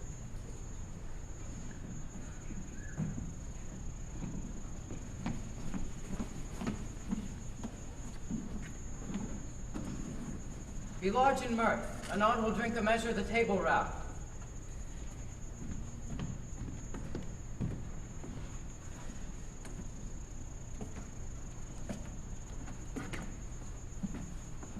There's blood on thy face. 'Tis Banquo's. Is he dispatched? His throat is cut, that I did for him. Get thee gone. Tomorrow we'll hear ourselves again. My royal lord, you need not give him cheer. Might please, your highness. Sit. The table's full. Here is the place reserved, sir. Where? Here, my good lord. What is that moves your highness? Which of you have done this? What, my good lord? Thou canst not say I did it. Never shake thy gory locks at me. Rise. His highness is not well. Sit, worthy friend. Pray, you see, if it is momentary. And a bold one, that might look on that which might appall the devil. Why do you make such faces? You look but on a stool. Prithee, see there. Behold, look, lo! My ghost, where'd you go? I can't find you in the body sleeping next to me. My ghost, where'd you go? What happened to the soul that you used to be? If I stand there, I saw him. Fine, for shame. What sights, my lord? I pray you, speak not. He grows worse and worse. Say not on the order you're going, but go at once. Good night, and better health. Attend to his majesty.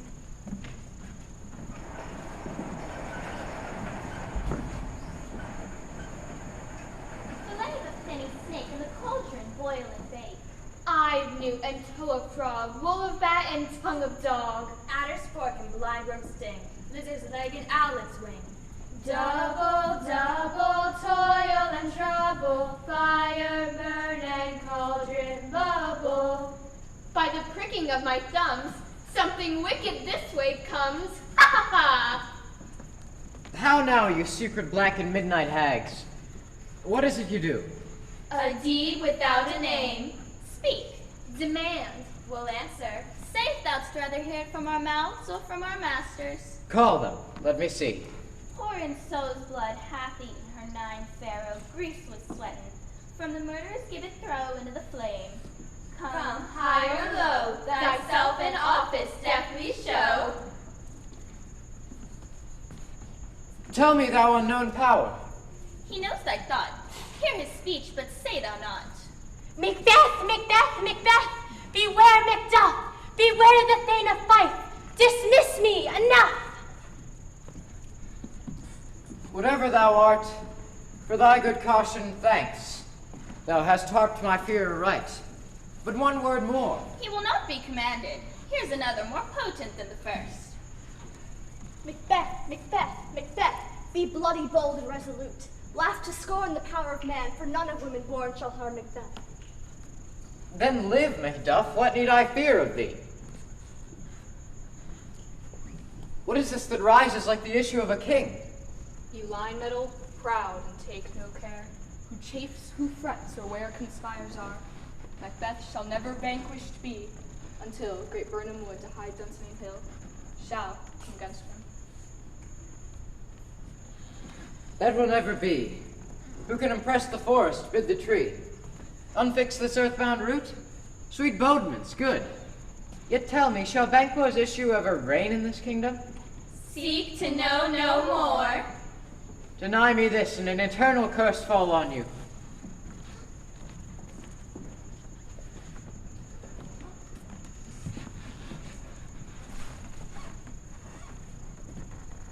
I am not treacherous. But Macbeth is. A good and virtuous nature may recoil in an imperial charge. Fare thee well, lad. I am not the evil that thou thinkst, for all the land is in that tyrant's grasp. Be not offended. I think our country sinks beneath the yoke. It weeps, it bleeds. Not in the legions of horrid hell can come a devil more damned in evils to taunt Macbeth. Dispute it like a man. I shall do so. Bring forth that fiend of Scotland. Within my sword's length set him. This tune goes manly. Come, we go to the king. Our power is ready.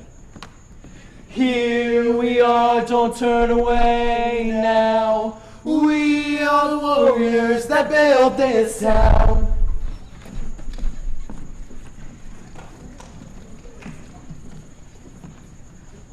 Out, damn spot, out, I say. 1, 2, why then? 'Tis time to dote. Hell is murky. Fie, my lord, fie. A soldier and a fear. What need we fear? Who knows it? When none can call our power to account. Yet who would have thought the old man to have had so much blood in him? Oh, oh, oh. Wash your hands. Put on your nightgown. Look not so pale. I tell you yet again, Banquo is buried. He cannot come out on his grave. It's been a long day without you. And I'll tell you all about it when I see you again.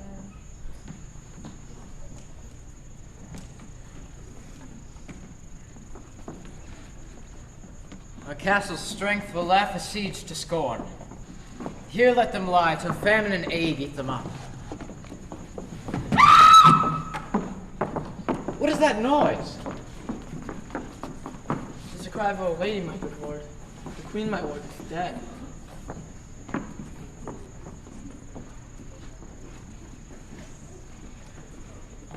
She should have died hereafter. There would have been time for such a word. Thou comest to use thy tongue, thy story quickly. As I stood my watch upon the hill, I looked toward Burnham, and anon methought the wood began to move. Liar and slave! Please use discretion when you're messing with the message man. These lyrics aren't for everyone, only if you understand. Within 3 miles may you see it coming, I say a moving grove. I begin to doubt the equivocation of the fiend that lies like truth. Fear not, till Burnham Wood do come to Dunsinane. And now a wood comes toward Dunsinane. Arm and out! Ring the alarm bell! Turn, hellhound, turn. Thou losest labor. I bear a charmed life which must not yield to one of woman born. Let the angel thou still hast served tell thee, Macduff was from his mother's womb untimely ripped.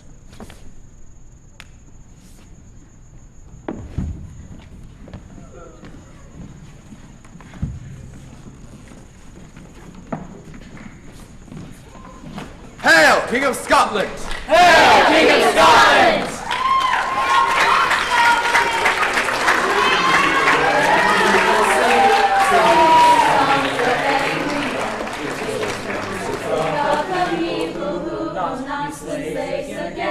When the beating of your heart echoes the beating of the drums, there is a life about to start when tomorrow comes. Hail, King of Scotland! Hail, King of Scotland!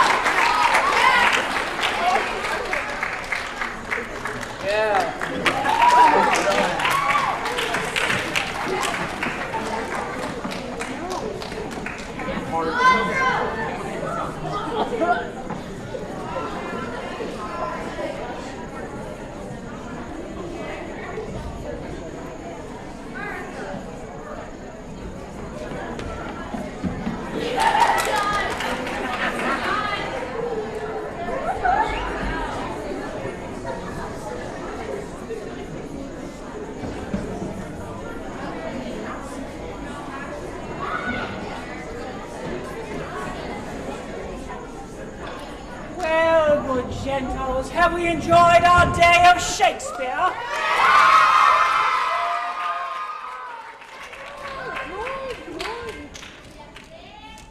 I know everybody is so excited about awards, but that will take a little bit of time. So in the meantime, I think we should talk about more of the time period of Shakespeare. But there are many different things that were very exciting during Shakespearean times. As many of you know, school was not nearly as popular as it is now. Many of you would have barely gotten any education at all. But you would have worked very hard. The children were not afforded the education unless they could afford the education. So many of you would have already been hard working in your parents' field. But it was not all misery. There were many times that people would share in events and parties. How many of you play music? Oh, excellent, excellent. Actually play an instrument? Oh, excellent. And so, can you imagine for a moment, you may put your hands down, what it would have been like for you to only ever heard music if it was actually played live? We are also used to our electronic music. Can you imagine what it would be like that if you only ever heard music when somebody was available to play it for you? You would often hear music a lot less, so it would be very exciting, wouldn't it? It would be one of those wondrous things that you got to do in the day. There were many times both rich and poor would have glorious parties and celebrations. And one of the things that commonly happened during such parties and celebrations, there would be the opportunity for young people to meet and get to know each other. This was quite important, as many of you would be soon on your way to be wed. The age of marriage was much younger during Shakespeare's time, and so you would already be sighting up possibilities. More importantly, your parents would be sighting up possibilities.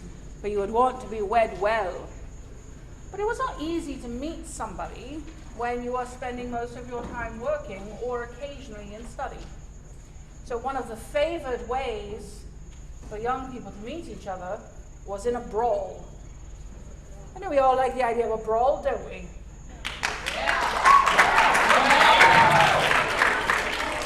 Yes, it's a bit of a ruffian game. It can be good fun, but I think we need to have a brawl this day. You've sat still so long in this theater. How many people think we should have a brawl?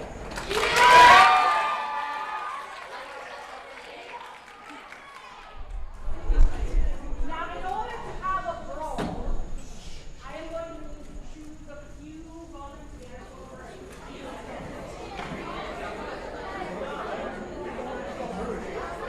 as I choose you, I want you to go on stage.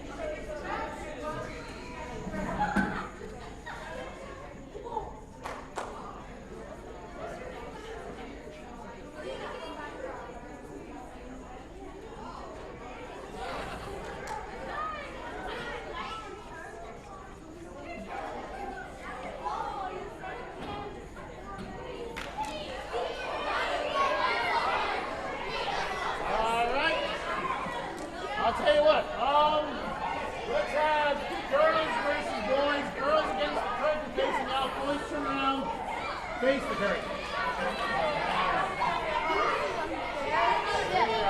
Boys line up, facing the curtain, there you go. I'll tell you what, give yourself some hard room, be about fingertips there, so you have enough space. You want to spread out, right? I'm going to go for now. Our girls, we can't touch, Emily. You ain't swinging.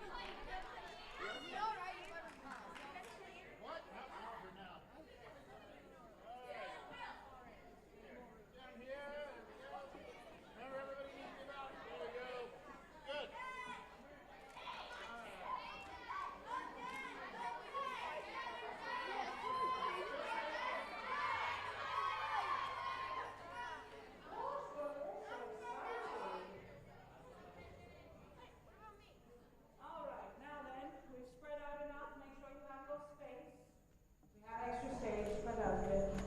Trust me, you're going to spread out. We have plenty of room. Brawling gets dangerous quickly. Now, as I said, brawling was a very important part of this adventure. It was also occasionally known as branceling. I know some of you actually know exactly what I'm talking about, because you've been very good and haven't spoiled it for anyone. In fact, the more common name that we are now familiar with is dancing. So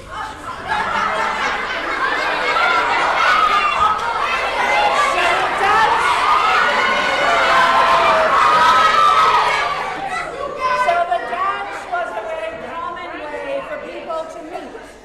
However, these dances were in fact a battle. It was a battle of the sexes. It was a battle between the dancers and the musicians. So here, each line of dancers is trying very hard to dance even better than their counterparts. But more importantly, the musicians who are playing well are trying very hard. They start quite slow. It allows the dancers to learn the dance. Slowly, those musicians will start to increase the speed. And it is a bit of a battle to see who will fail first. The feet of the dancers or the hands of the musicians. So we are going to start with learning a very simple bransel. I'm going to magically find where I can get feedback from every speaker. Now then, wait until I'm down there, we're getting better. Now, bransel step is very easy. So Robin is going to help instruct the people behind me. I am going to show you as we do it. Now, it's very, very basic. Thank you, my very lovely speakers. Keeps you quiet on stage. Now then, it's a very simple step. We are going to step to the side and then back together. Step to the side and back together. We're going to reverse that. Step to the side, back together. Step to the side, back together. There you go. That is a Bransel step. Now you know how to do the Bransel step. Very easy. Now most dances actually incorporate what's called a double Bransel. That just means we're going to do that twice. So we're going to start that from the beginning. Everybody ready? And step together, step together, step together, step together. Again. 1, 2, 3, 4, 5, 6, 7, 8. And you said you couldn't. Not too bad. Look at you go. I never said that. Now, to be fair, we have now mastered half of this dance. You can Bransel. It's a very simple dance we're starting with, so it only has 2 parts. Now, how many of you are musicians again? And how many of you are dancers? Very good. So all of you, including the many behind me, are already familiar with the idea of counting in music. Because this will become important as we do the next step, as the movement of our feet and the count of time is a little different. Now I'm going to ask all of you on stage to just watch what we're doing for a moment so you can make sense of it.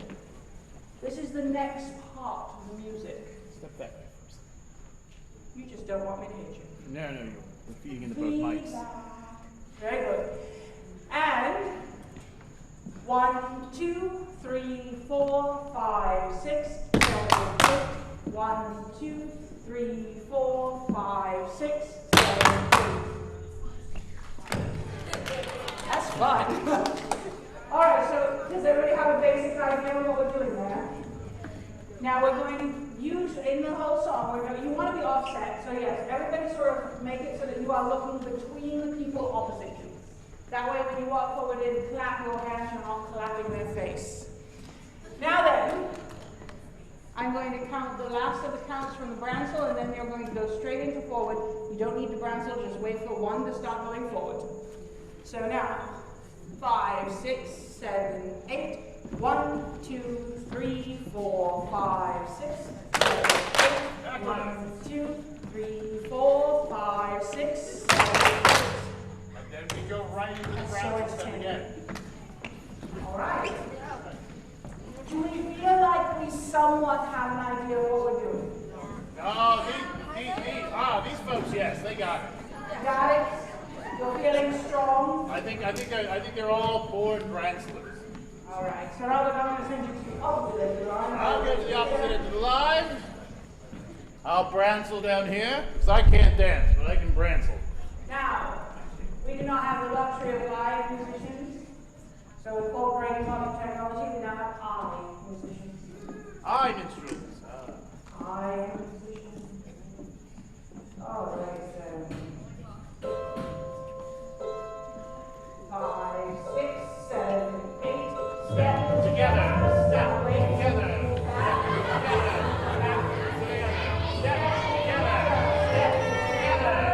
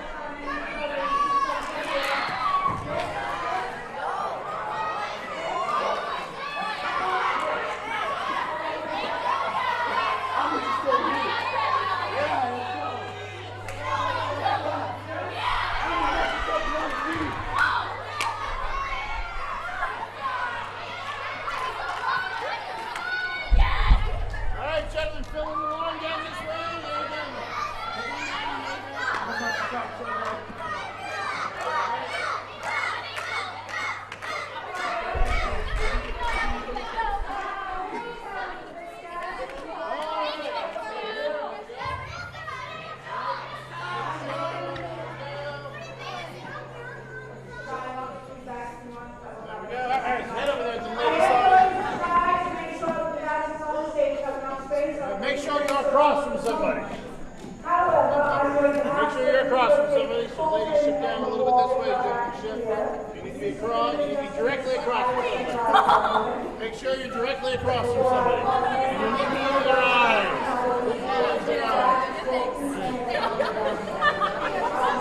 Dame Catherine, I need 2 more gentlemen. Yo, get Trent. I swear if you get don't get Trent. I'm gonna fight. No. Come on, man. Scream right over Trent.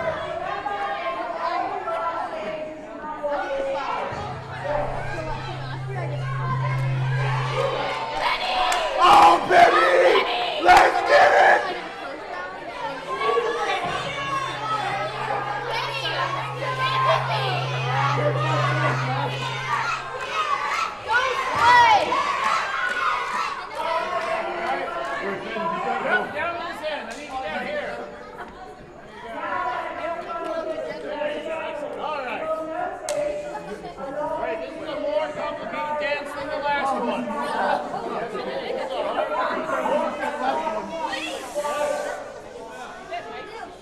Listen to Dame Catherine, she will tell you. In order for us to do this dance, we do need everyone to be quiet because we have to be able to hear the music. Now, you'll notice that a number of people have gathered here in the aisle.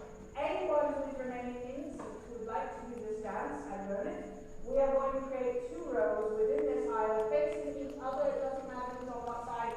I will randomly call it the girl side and boy side, but it doesn't actually matter. I'm just referring to the side of the line. Now, I ask that you look again on the blue column. That's most of the electrical stuff here. Alright? Alright, Branson's on stage.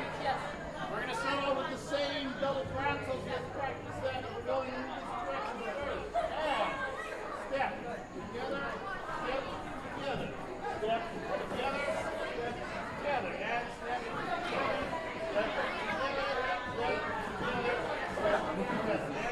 You're 1/3 of the way through the dance. Just like that. There you are. Just like that. There you are. All right. You're 1/3 of the way through. All right. Now we'll learn the next 2 parts. Okay, so you're ready to go, okay? We are going to make someone quietly do this. If there are any other dancers who would like to join, please do so quietly. You are going to need to pay attention and make sure that you are not overly close to you. Have a little bit of space more on this side, not so much on this side. You're all very close. Now, we're going to start with the same exact step that we did at the beginning of the last one. We're going to this way. Maybe I'll open that. Hello, Gemma. This is all this fault. Now then, we're going to start just like the last dance. Hold on. Try that. We are going to start with the last dance, moving this way, doing a double Bransel. So I want everyone to do that with me. It's the same size steps for the last dance.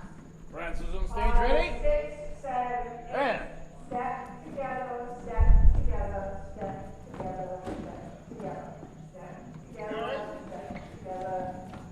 together, step together. All right. Mediocre. I did good. That was mediocre. All right. All right, that's right. The next part gets tricky. Do we have to touch No, you don't have to touch anybody. I didn't mean touching, I was meant like. Alright.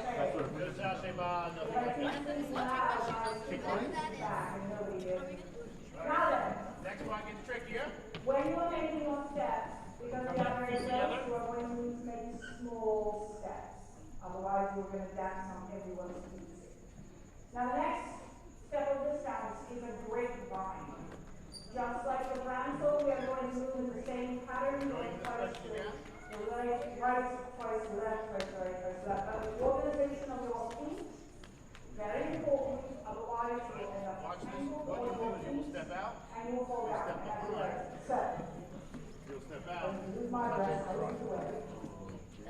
Alright, so just like the Bransel, we're going to start with the same exact step. We have that first step up here at top. And this time, instead of coming back together, we're going to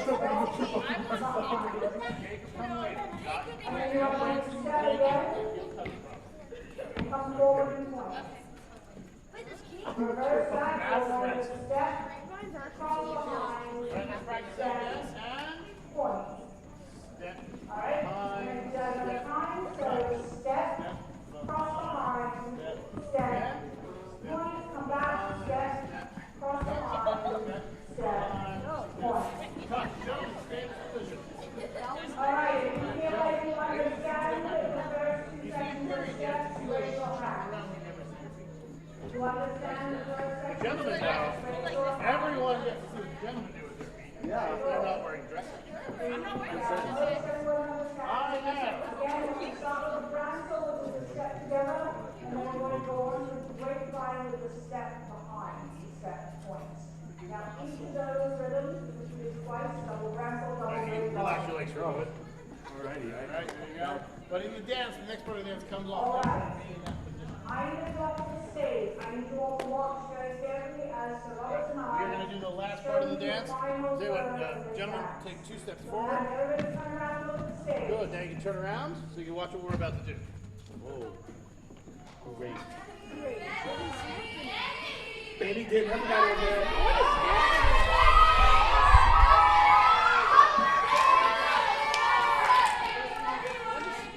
You see what you guys started? Yeah, man. All right. Now I'm going to take a moment to talk a little bit about what this dance is. It is known as the horse's bransle. And as such, it, in the next step, will mimic the action of 2 horses engaging in play. You are so charming. Now then, are you done? For now, yes. No, you're not. So, we have just finished the grapevine step. Again, listen carefully, it's technical. The men will return to their point, women will do the same thing. As we hit the count of 1, women, and by the way, women at this point, it doesn't matter where you're actually standing in the line. When I say women, I am talking about those who are dancing facing the back of the theater. If you are facing the curtain, when I say men, that is you. Doesn't matter who you are. Now, on the count of 1, women's feet come together and we wait. For men, 5, 6, 7, 8. 1, 2, 3, 4, 5, 6, 7, 8. Oh, this is so All right, patience. Let me explain. All right, let me explain how this step is done. I'm going to do it much slower, and I'm going to count it for you. The first action mimics a horse pawing the ground. So, 1, 2. On that, you are then going to go 3, 4, stepping forward, turning on 5, 6, 7, by 8, however it works, end up back in your line, facing the right way. Because you're going to bransle on 1. Yes. So essentially, that's all it is. It's basically step, step. So 1, 2, 3, 4, 5, 6, 7, 8. Now, you notice the men do a bit more jumping in this. Because when ladies danced, they wore dresses, and you really can't see what their feet are doing. I could do almost anything. That's right. But dancing was where men showed their athleticism to the masses. Because here, men with their legs are all bare in their tights and hosen. And so, you want to jump high? You want to be a stallion? You want to get back? With some flourish and panache. Essentially, those of you who are on the stage, one of the important elements of this is to sound like a horse. Therefore, feel free to stomp hard. Those of you out in our audience who are on a concrete floor, don't do that to your legs, it's bad. Now, women, we are not alone in our being covered with our legs, not being able to be athletic. Oh no, it is our job to be fancy as well. If you're lucky enough to be wearing a skirt today, you might do something like this. 1, 2, 3, 4, 5, 6, 7, 8. Let's see. Now then. Well, they didn't have mic packs when my dad stayed. All right, are we ready to try that? No.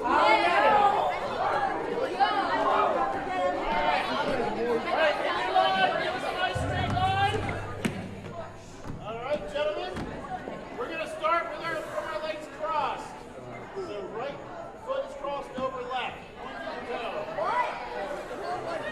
Back. There you go. Yeah, you guys are staying together whether you're waiting a moment.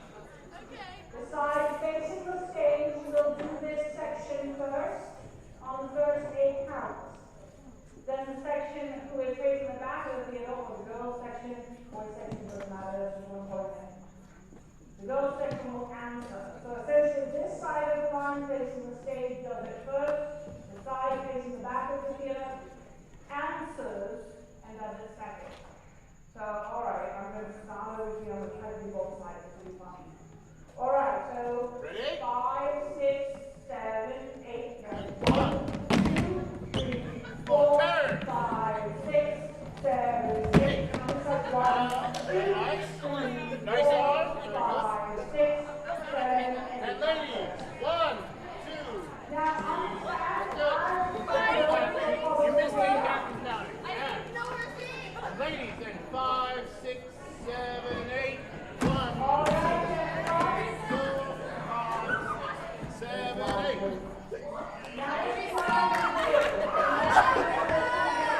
Oh my God.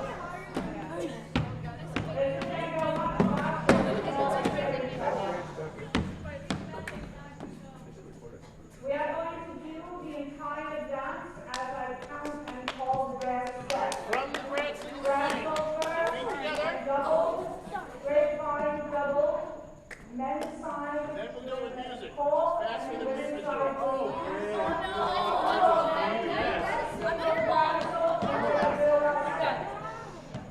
Is everyone ready? Yes, we're ready. All right, then. 5, 6, 7, Ransom, 8. step to the left. Ransom, together, step together. Step together, step together. Step together. Great, step behind, step, point, step behind, step, point, step behind, step, point, step behind, step, ready, And back. 1, 2, 3, 4, 5, 6, 7, 8. Ladies, 1, 2, 3, 4, 5, 6, 7, 8. Let me go back to the Ransom step. Together, step together, step together, step. I think you got this.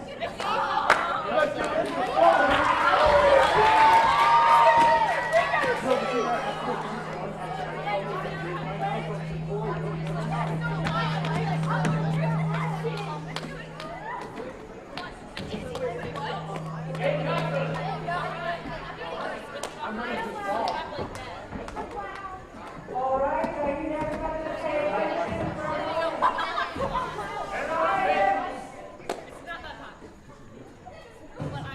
For those of you who are facing the stage, those of you who are facing the stage curtain if you're on the stage, you are group A. For those of you facing the back of the theater, you are group B.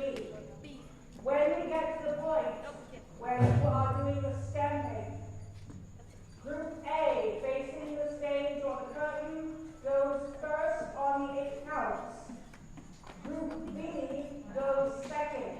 You do not both do that part at the same time. Do you understand? All right. Are we ready to try this dance? Are you ready?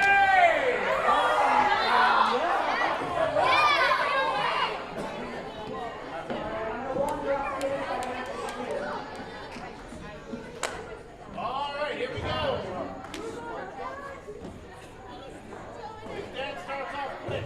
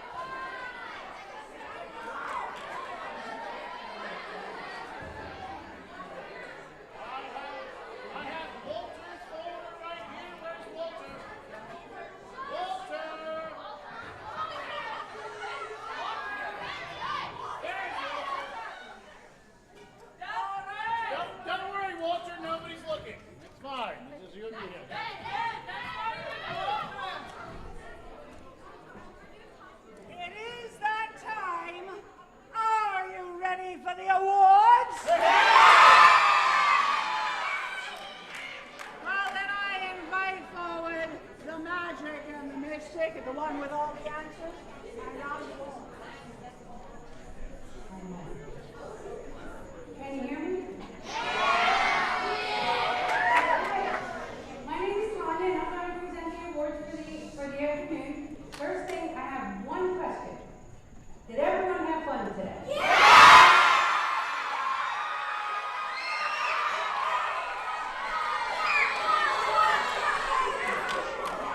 I'm glad we sure did. Thank you for entertaining us all day. We run many events, different events at the Chester County Intermediate Unit, and I have to say that every year this is one of our favorites. So thank you very much for your excellent performance today. I know you're all anxious to get to the awards, but before I do that, there are some people I would like to acknowledge. So first, let's start with giving a big round of applause to all of your drama teachers for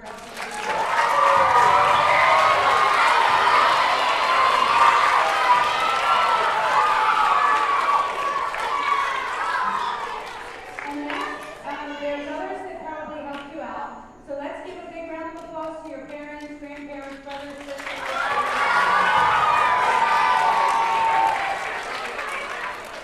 And last but certainly not least, I think you should all give yourselves a big round of applause.